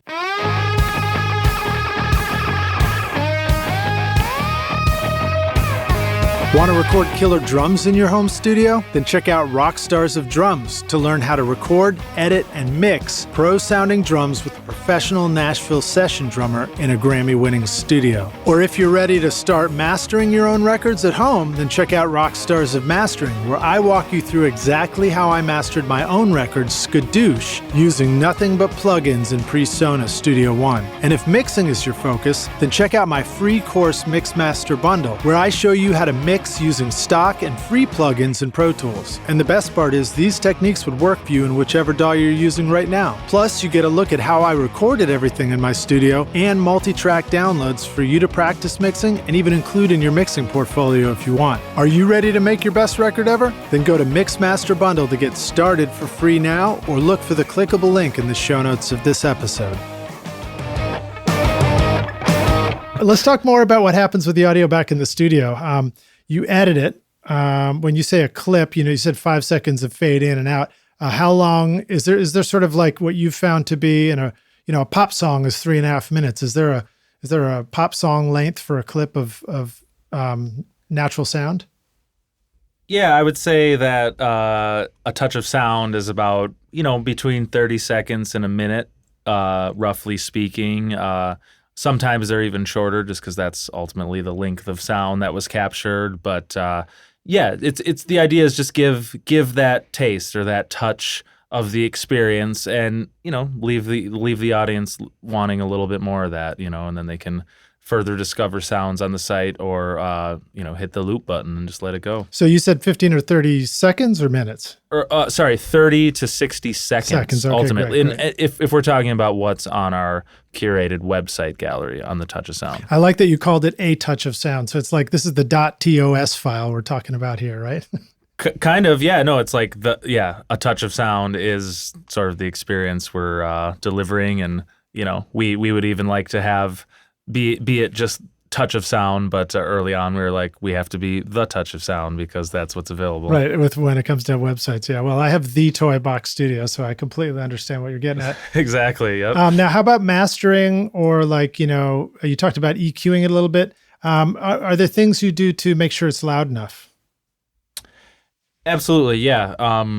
First thing I do is just sort of, whether I'm using clip gain in Pro Tools or just turning up the fader, I just get the audio up or down to an appropriate listening level, and then just kind of relative high end versus low end. I think I mentioned before, I'll usually take out some of the low end or add a little bit of high end, or sometimes take out a little bit of high end, depending if it was really bright, bright animals or bright music and things. And ultimately just try not to touch it too much. Our whole mission statement, or when we talk about the Touch of Sound, we say authentic sound recordings from around the world. So our goal is to not necessarily alter or change the sounds, just sort of present what is there. In the case of, like, let's say there's a clickety pop or a little bit of a noise ruffle of a hand, I may, segment out that little part, delete that little part of the clip, sandwich it together, and do a little crossfade in that case. But other than that, really, there is no editing. Now, have you explored, before I even ask this, how you said, to an appropriate level, any tips for how you arrived at what you feel like is an appropriate level? Is there, is your volume knob up to a certain amount? Is it a meter reading? Is it like, have you just tried trial and error, and posting it on YouTube, for example, lets you know how loud seems loud enough? Mm-hmm. Yeah, no, it's certainly evolved over the years. And right now we're mixing to minus 19 dBs full scale, pretty much because, pop music is usually minus 16.5, or depending on your streaming format, sometimes up to minus 12. But the idea is that most people aren't going to listen to field audio at the same level that they're listening to music. Mm-hmm. Music is obviously overcompressed and pumped up to be as loud as possible these days. And field audio, you don't need to hear like birds chirping and they're so compressed that you really feel it in your eardrum. Like you're at a Disney film all of a sudden. Yeah. So, and that leaves a little bit of dynamic range as well. But, it's evolved. When we first started the site, all the sounds were a little bit quieter than that. And then, we remixed them, and some of them became hotter than that. And then ultimately I've landed at kind of this minus 19. And basically, with a little EQ, usually I put like a peak limiter on the outside of it. I've used some wave stuff, or I've used just the DigiDesign Pro limiter just to give it an out ceiling. So we're not clipping for anybody's systems and things, and just a little bit of compression on there just to capture the transients if needed. And it's important to note, Lidge, as after doing this for a decade, I'm learning a lot right now too, as he's rattling through this. Good. Yeah. Well, I'm constantly learning, so I fully understand that. When you talk about the minus 19, is this like if you had an RMS meter on there, you sort of, the bulk of the sound seems to hover around the zero, the needle on the zero, or am I already making it too complex? No, that's correct. When I'm doing a lot of TV mixing, usually we're sitting at because of the Calm Act at minus 24. So I use that same metering and just go up to minus 19, because when I pull in pop music and things, like I said, it's usually hovering around minus 16.5 or above, and just kind of find that sweet spot so it's not as loud as pop music, but not quiet enough that you have to crank your speakers. Like I want people to be able to browse the website on their mobile device and have it be loud enough so that they can hear it. I think early on when some of the sounds are quieter, you'd have your speakers all the way up and it would still be kind of quiet. So it's just essentially trying to avoid that. And then I guess a question about the mics themselves. So a lot of the ones you talked about come with built-in condenser mics. The DR40, for example, which is what I have, does have 2 extra mic inputs. And quite honestly, I bought it with the intent of plugging in my 2 dynamic mics and using them for podcast interviews. But the first thing I discovered is that they were incredibly noisy when I tried to use a dynamic mic on it. Do you recommend dynamic mics for any of this kind of natural recording that you do, or do you find that it's almost always a pair of condenser mics? Yeah, it would definitely be condenser just because you're looking for that brightness and that fidelity. And usually, you're dealing with sounds that, although they might be loud, they're not the kind of thing where you'd use a dynamic to limit some of those transients or ultimately very loud, like a snare. We're not, recording next to a snare drum. Right. So you don't necessarily have to use a dynamic, so you're never running into noise issues other than just the low end or the noise that comes from the source, not noise that comes from the mic pre. Correct. And some of the whenever there's an issue with noise, it's usually with nature where you're just cranking up the pre's a little bit to get the sounds, and it's like you're listening your headphones and you hear all this. You're just hearing all this noise floor. Are you sure that wasn't Jonah snoring, falling asleep on the session? Could have been. but you're hearing all this noise floor, and then I take off my headphones and I'm hearing none of it, and I'm hearing just the birds, and it's just like, oh crap, like these birds aren't loud enough. Like, damn it, can you just turn up birds so we don't have to crank the pre's so much? Right. Yeah, well, the human brain has got some great built-in noise filters. It does. Another noise filter. Have you explored Isotope RX? Is that a tool that you like to use, or is that one that you intentionally don't use, or is that one where you're like, man, I'm really going to check that one out? No, I totally love the RX stuff. I use it whenever necessary on whatever projects I'm working on, whether it be Touch of Sound or other. Pretty rarely are we using it with the Touch of Sound. We will use it utilitarianly if like it's the only sound file we have of a certain thing and there's a giant siren going through. We may try to paint that out, or certainly with noise floor things in nature. I've started to try RX more because that's certainly a more brilliant tool to remove some of that noise floor rather than just general EQ. So yeah, I'm a big fan of it.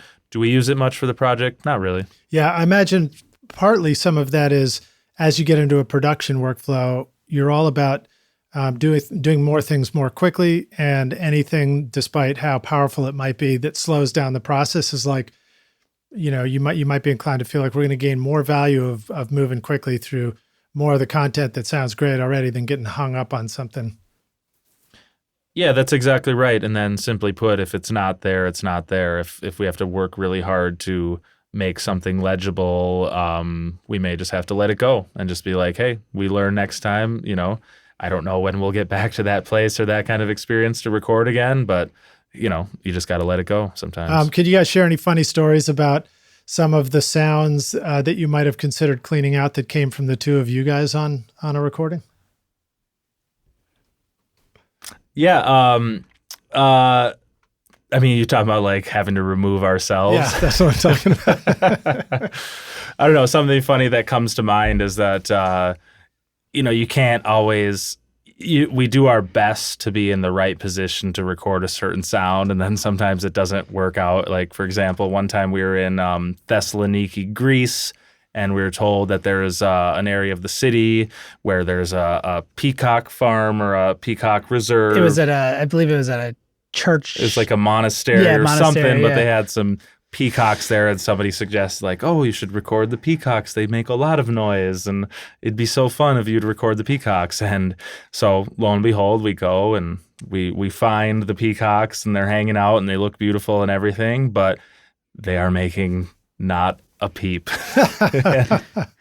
And so we have like a 20-minute sound of us like mooing at the peacocks. Yeah, we tried everything. We started speaking chanting Spanish. at them, We started, just all the, yelling into the sky, You're breaking all your rules of being invisible at that point, right? Kind of, yeah. Exactly. We're just telling jokes to the peacocks, just nothing. Like, yeah, but yeah, to sort of answer your original question is I have certainly gotten some dirty looks from Jesse in the midst of a sound recording if I'm just, not necessarily paying attention in the moment and rustling my pants. How dare you touch your zipper?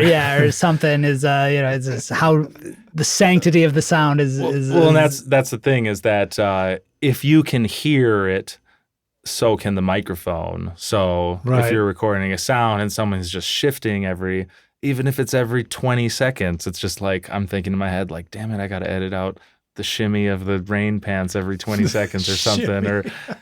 Just whatever. And like we've evolved where, if we're doing some very intimate recording in the rainforest, I'll just be like, hey guys, I'm going to hang back. And as soon as I can't see them anymore, or if, they pass around the corner, I can't hear their footsteps, even, 75 feet away, I can still hear some footsteps. But once they turn that visual sight line, usually, it's a lot quieter. I feel like if you guys were in the movie, that's the point at which the whole audience is going like, dude, why did you split up with the group? And then all of a sudden the giant boa comes in and just scoops you up. Exactly. Yeah, no, Jesse is definitely the one that we're going to lose on a trip because he's 100 yards behind us trying to record something. So and I already know when I run back and whoever we're with, whether it be a tour, if we're a group of people and we're kind of on somebody else's timeline, I know what to say when they give me dirty looks after I run up a little bit late. I say, drinks on me. Yeah, there you go. There you go. Well, I mean, I imagine one of the sounds is Jonah going, dude, when you said we were going to be here for 2 hours, man, it's beer o'clock. For sure. Yeah, no, Jesse has slowed us down a few times, but, in with general. Good reason, eyes on the prize, you'll thank me later. But yeah, in the moment, you might be a little over this location. So that reminds me of a session I did. We did a project called Crossing America that started out as field recordings. We started by recording Leo Canella and doing an epic travel poem about his hitchhiking across America. And then we took all the poems and we composed music or song to accompany. So it was like you'd hear his poem, then you'd hear a song, or there'd be like some sort of sound bit to go with it. And one of them was, I think the poem was called In Ascent to the Stars. And it was about like, it referenced rocket ships going to the moon and also like, the frogs have left their bogs or something like that in the same poem. So we went to a bog outside of in Granite City, Illinois, and we took my little recorder. It was just a cassette one, so it was pretty noisy. And we decided to try and record the frogs in the bog. But after 20 minutes, and us trying to be quiet as well, like the frogs wouldn't make a sound. So I fully understand that. However, in the end, we thought about it. We're like, wait, it perfectly fits this whole thing because there were no frogs in the bog. And then a jet airplane went overhead. And we were like, there's the rocket ship in Ascent to the Stars. So we ended up using it as is. So, I guess there's always hope for any kind of recording. Yeah, totally. And like I think I said earlier, it's like some of our best recordings are ones we didn't even try to get, examples that come to mind. It's like, I was in like New Orleans and we're in Jackson Square at like, the famous church down there I bet they ring the bells at noon and, that'll probably be pretty cool. And, noon comes, they didn't ring the bells, but then at like 12:05, the doors swing open and like, it's a wedding and it's a second line down the street. Next thing you know, nice. We're like dancing in the streets, chasing after that. Or, we were in Harlem and we thought it'd be cool to like, it was like a Sunday late morning or like, man, it'd be awesome if we recorded like one of the famous street basketball courts. I bet there's some games going on. So we like took the subway, 45 minutes up to Harlem and like we get there and there's like two guys shooting free throws and we're like, well, that's dumb. But then around the corner, we hear this drumming and we go in and it's like the most rockin' gospel church you could ever imagine. And it was just a couple of guys. They're just like, come on in. And like, just a guy playing organ and drums. And it was just one of those things where, and you'll probably end up linking this one in the show notes, but it's like you hear this guy's got a groove, like his snare drum is just ahead, just in the right way. And it's like, this guy's got it. And, it just felt very real. Here we are in just, upper Manhattan in Harlem, hearing to these gospel players. It's really belted out. And it was just a total surprise, unexpected occurrence to be there. Awesome. Now you guys shared a few videos for us to throw into the playlist, and I can dig and see if we can find some more, but hopefully that one's in there. And after this, feel free to send me more links and I'll just stick them all in there as well. Yeah, for sure. Some of those YouTube links we sent were some videos we produced for like some art installations. The airport in Minneapolis, we've done some work with them, or some various performing arts organizations in town have done some festivals and things like that, and we've worked with them. So we're always happy to put together sound presentations if it fits a theme or whatever. Well, it's sort of funny, when I got a new TV, of course now televisions look super high res, and then you have these incredible screensavers where it's like a drone, 4K drone just flying over an airport, and you just see all the airplanes moving in slow motion underneath, and it looks really compelling. But it occurs to me now, like, why isn't there, audio to accompany this? I guess not everybody wants to hear the sound of the airport in the background, but maybe some people would like to hear that coming out of their TV. Maybe there's an opportunity there, guys. No, and I think with, sort of the background sounds, I think more pleasant nature sounds tend to fit the mold a little better than airports, airplane or machinery or, you never know, unique music or whatever. What was that movie where the guy goes down to Mississippi or something like that? I forgot where it was. And he can't sleep unless he plays the sounds of New York, like the garbage trucks at night and stuff in his room. So he has a cassette. That one's lost on us. I don't remember that, but I'm definitely one of those people. I like sleeping with a little hum noise in the background, whether it's traffic or just like even a noise generator or something. Yeah. Somehow that works for me. Talk a little bit about how you guys make your videos. Sure. Yeah. Some of the videos, essentially, I would refer to them as video slideshows. They're essentially just taking a few photos from a collection of photos we have, and then just really underscoring the sound under it. And it's a little photo montage in the videos that are posted, that will be posted at the link. There's a little map with a pin of each location. A few of the videos that we have, one is sounds from Cuba, where it goes through, I think 10 to 20 different sounds from Cuba, whether that be different rhythms, whether that be, different things going on in the city or nature. And then another one is our sounds from the Galapagos, where it takes you around the Galapagos to several islands and locations. And you had mentioned earlier that some of the sounds that we had from there, it sounded like we were really close to the animals, and we were very close to the animals. That was one of the cool things about the Galapagos, is that the animals there haven't felt the kind of threat as animals have in other places. So as far as human interaction goes, there isn't a learned fear to go along with it. Obviously, there's a lot of rules. You're not supposed to get close. You're certainly not supposed to touch, and not really even try to talk to the animals, so to speak. But yeah, they're definitely within a couple yards, depending on the situation. Dr. Doolittle's, I can't even say the joke. Dr. Doolittle's not very welcome in the Galapagos, is what you're saying. No. How about a scary story from some of your sound travels? Yeah, I guess what comes to mind is like we did that most recent trip where we were in Egypt, and I was in Tahrir Square. This was one of our last days of the trip. It's been a successful trip. Saw the pyramids, went to the Nile River. Wow, what an amazing experience. Oh, we're spending our last day. Oh, let's wander the square where, 5 or 7 years ago, there was essentially a revolution and a military intervention and all of these things. So it's very lot going on in this square, and here I am just rolling around with my field recorder. I thought it'd be cool to get some sounds of the subway, and I just wander in the train station. I'm recording the sounds. I'm like, this subway doesn't really make any noise. This is kind of lame, blah, blah, blah. And I turn around and I've just got a cop staring at me, and he's just like, what are you doing? He's looking at my recorder. He's like, what are you doing? And I was taking a picture with my phone at the time. He's like, no photos, come with me. And I'm just like, oh no.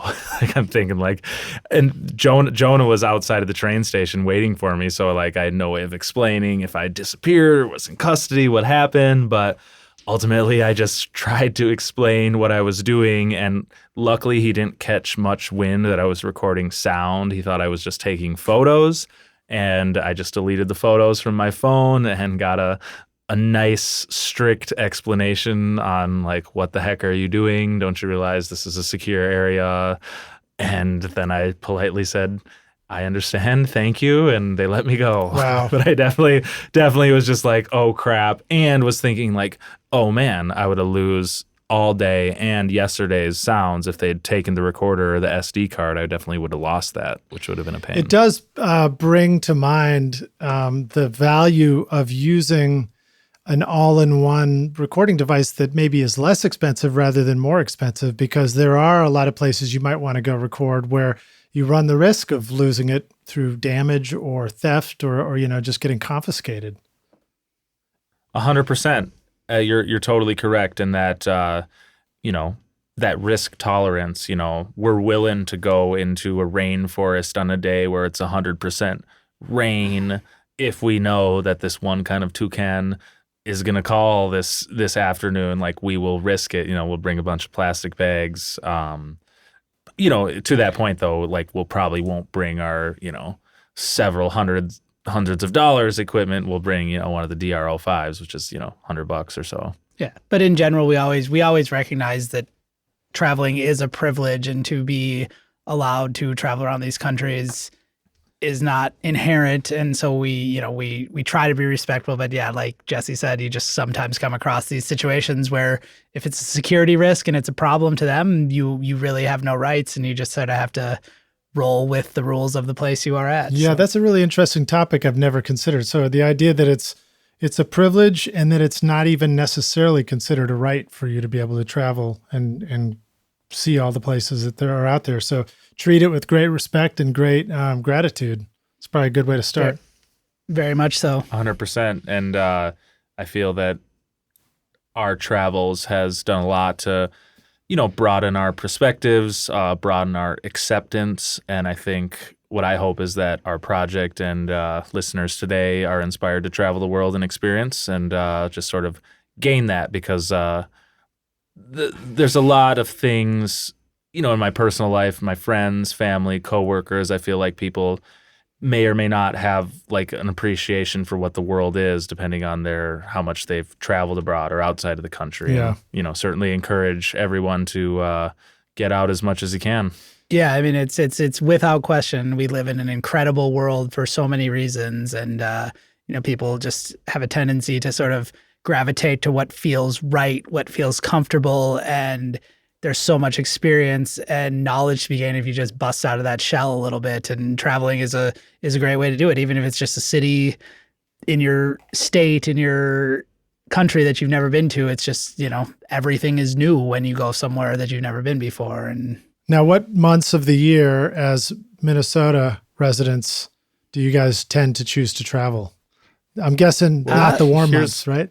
Well, yeah, I mean, summer in Minnesota is great. There's a lot to like around here, but if the situation dictates it, we'll go. We often, if you go northern hemisphere, you're definitely gonna want to go summer. Yeah, we travel around holidays a lot, so catching that Memorial Day or that Labor Day, U.S. holidays can tack on an extra few days to a trip. But we oftentimes, pro tip, or go ahead. Pro tip I was gonna say is we definitely travel around Thanksgiving time, because things tend to slow down with family and work life, at least for that week for us, but it doesn't around the world. So, we're traveling in mid to late November. It's not like it's holiday time for the rest of the world. And, we've traveled around, Christmas, New Year's, and it's, we've discovered or been told that it's a different pace. Like things aren't as normal because of the holidays. And I think we gravitate to enjoy more of like, we'd rather be there when it's just business as usual, not like a special, unique time. Yeah. But to simply put, if I can get out of Minneapolis in January or February, I'm gone. So yeah. But the one time I was actually in Nashville, it was like unseasonably cold. It was like 10 degrees, and it was colder in Nashville than it was in Minneapolis when I was there. It'll drop to 0 now, but not for very long in the winters. Yep. So you guys need to come back, and of course, you're welcome here, and I'll help you get settled into Nashville for whatever you need to do. What advice do you have for the rock stars who might be interested in starting their own project? Whether it's something similar to what you're doing or whether it's just any sort of like creative project where they're going to create a whole bunch of stuff over a long stretch like you have done. Well, simply put, I would just say go out and get after it. But more importantly with that is documentation and file management. I would say that that's the most important thing as far as just technically in the studio is to just clearly label your folders with dates and times and just add as many notes as you can, because certainly if you come back weeks, months, years later, you're definitely not going to have those fresh memories to remind you what was going on. Yeah, and I say, kind of echoing that is like, just go out and do it, because you can sit around with your friends drinking beer and everyone will think what you're going to do is very cool, but it's until you get that validation from random people or feedback from random people that you're onto something or not, you're never going to know. You're always just going to speculate. You have a great idea until you just go out and do it. And we learn just by throwing out various ideas, what people liked and didn't like, and here we are. So yeah. And once again, to relate it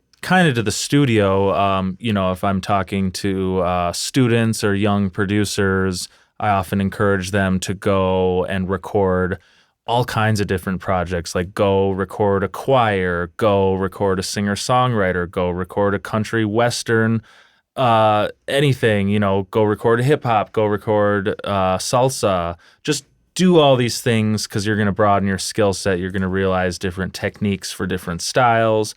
And I think that relates, same thing for field audio. It's just you got to go out there and start recording. You're going to realize what sounds work better than others. You'll realize why your mobile device is inferior to a real audio recording rig, but you're never going to know any of that until you just go out and do it. How can you turn a passion project like this into a business to either sustain itself or support you, the creators, for yourselves or advice for others? Well, we're kind of working on that, and that's kind of where the next phase we think is podcasting, just as a way to get the topic out there more. But we're always just trying to find new ways to reach people and find ways to make a few bucks here or there. And at least for us, a point to make is we've never been interested in having banner ads on our website. We just feel like we're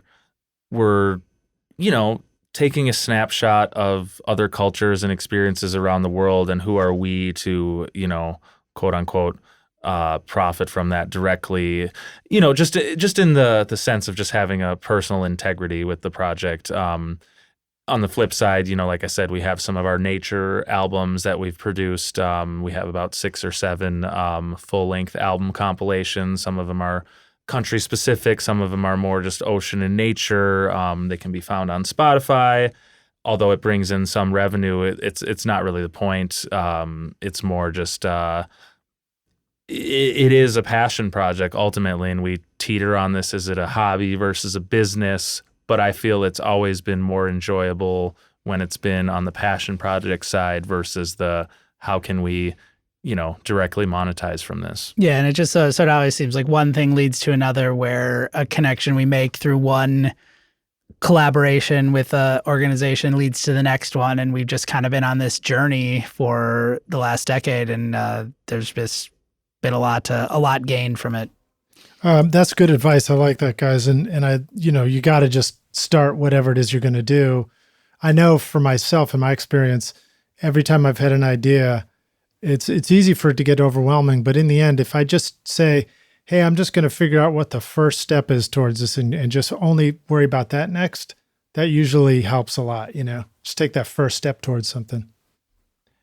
Yeah, and it's a good point is that our project has totally evolved to where it is today. I mean, originally I was thinking of being in a physical art gallery with a framed photograph on the wall where you're walking around with your little device connected to headphones and you're walking up to picture 18, which happens to be, the Galapagos sea lions. And then you can listen to the sound as you're looking to the photo on the wall. Yeah.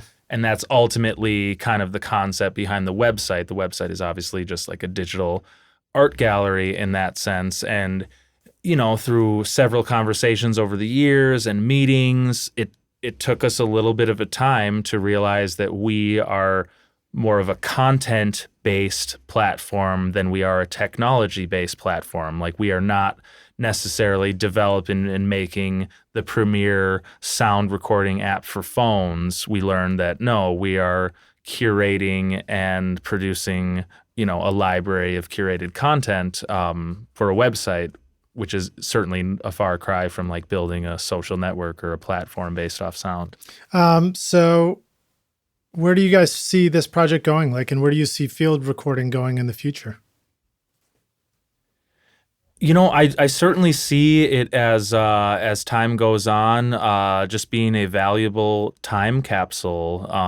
There's certainly I've come across some articles where they talk about, how sound has changed over a decade, like the sounds of birds has changed from one decade to another, where there's a lot less species present. So in that sense, being able to document what is happening now so that future generations can experience it, and essentially hopefully blossom. Hopefully there's a blossoming effect. Yeah, and I have a much more simple answer. This project is taking us to Madagascar next, and we'll figure it out from there. But we're just enjoying the ride, and it's you got one shot at this life, and we're just trying to have some fun and inspire people and get people to get up off their couch and go out and see what's going on in this crazy world we live in. That's great. All right, well, guys, I appreciate you being on the podcast so long with us. Really, really fascinating stuff and a lot of fun. Rockstars, I encourage you, of course, to go listen to all their amazing recordings, visit the website, check out the YouTube channel. I've got one more question for you guys. This one's hypothetical. We're going to take the Wayback Field recording machine in your case, or the Wayback travel machine, and you're going to go back and find your young brotherly selves, and maybe you can challenge yourselves to a two-on-two game of basketball and see who wins. Or hockey. I guess it would be, in your case, it would be hockey. Something like that. But no, seriously though, go back and you say, listen, dudes, we are the, I almost picture Bill and Ted in this little vision right here. But you go back and say, listen, excellent dudes, we want to give you this one bit of advice. Here's the single most important thing you need to know to be a rock star of the recording studio or, nature recordings around the world one day. What advice would you go back and give yourselves if you could? Don't be afraid to book plane tickets. In advance? Yeah. Yeah, you just have to go, and go for it. People change, musical tastes change, priorities change in life, but go for it and get out and see the world and not only take a picture, but record the sound. That's great. Well, fellas, thank you so much for being on the show with us. Please let the rock stars know exactly where they can go find you guys online, follow you, subscribe, and reach out to you if they want to participate. Absolutely. Most importantly, please just visit us at thetouchofsound.com. That's www.thetouchofsound.com. Secondly, please sign up for the weekly destination. Just scroll down a little bit after the homepage, and you'll see just to enter your email for the weekly destination. We are on Facebook and do our weekly on Twitter and even Pinterest, but certainly would encourage people to directly sign up for the email list and ultimately reach out to us. Simply put, I am Jesse at thetouchofsound.com for email, and Jonah is Jonah at thetouchofsound.com. Yep, we're just a couple brothers doing this, and we're always open to chat and hearing people's stories from the road. The social element is a big part of this as well. So very cool. I like that. We're just a couple of brothers doing this. That's a great closing quote. Fellas, thanks so much for joining us on the show, and a real pleasure to and an honor to have you here recording with us. And sharing your story. Rockstars, of course, you'll find links to thetouchofsound.com and to to the Facebook and the YouTube channel. Just scroll down and click through for the show notes. Real easy. Easy peasy, I like to say, or I just started liking to say that. And guys, thanks so much. I can't wait to meet you in person. And I hope you guys come down to Nashville so I can show you around. Yeah, no doubt. Yeah, we'd love to. Thank you so much. All right. Cheers, fellas. Thanks so much for listening to Recording Studio Rockstars. If you enjoyed the show and want to help make it better, then please share this episode with your friends on social media and leave a rating and review on iTunes to help the podcast reach more rock stars like yourself. You can click directly over to iTunes or go to rsrockstars.com/review for an easy explanation. And remember to hit the subscribe button to keep up with weekly episodes. And if you're ready to make your best record ever now, then head over to Recording Studio Rockstars Academy, where you can start with my free course at mixmasterbundle.com. And if you want more free content from Recording Studio Rockstars, all you have to do is go to rsrockstars.com/email. Again, that's rsrockstars.com/email to enter your name and email, and I'll keep you in the loop with articles, videos, podcast updates, and even free gear giveaways for your studio. Just look for the link in the show notes below. Thanks so much for listening, and thanks for being a rock star. I'm Lid Shaw, and this is Recording Studio Rockstars. Now, go make great music.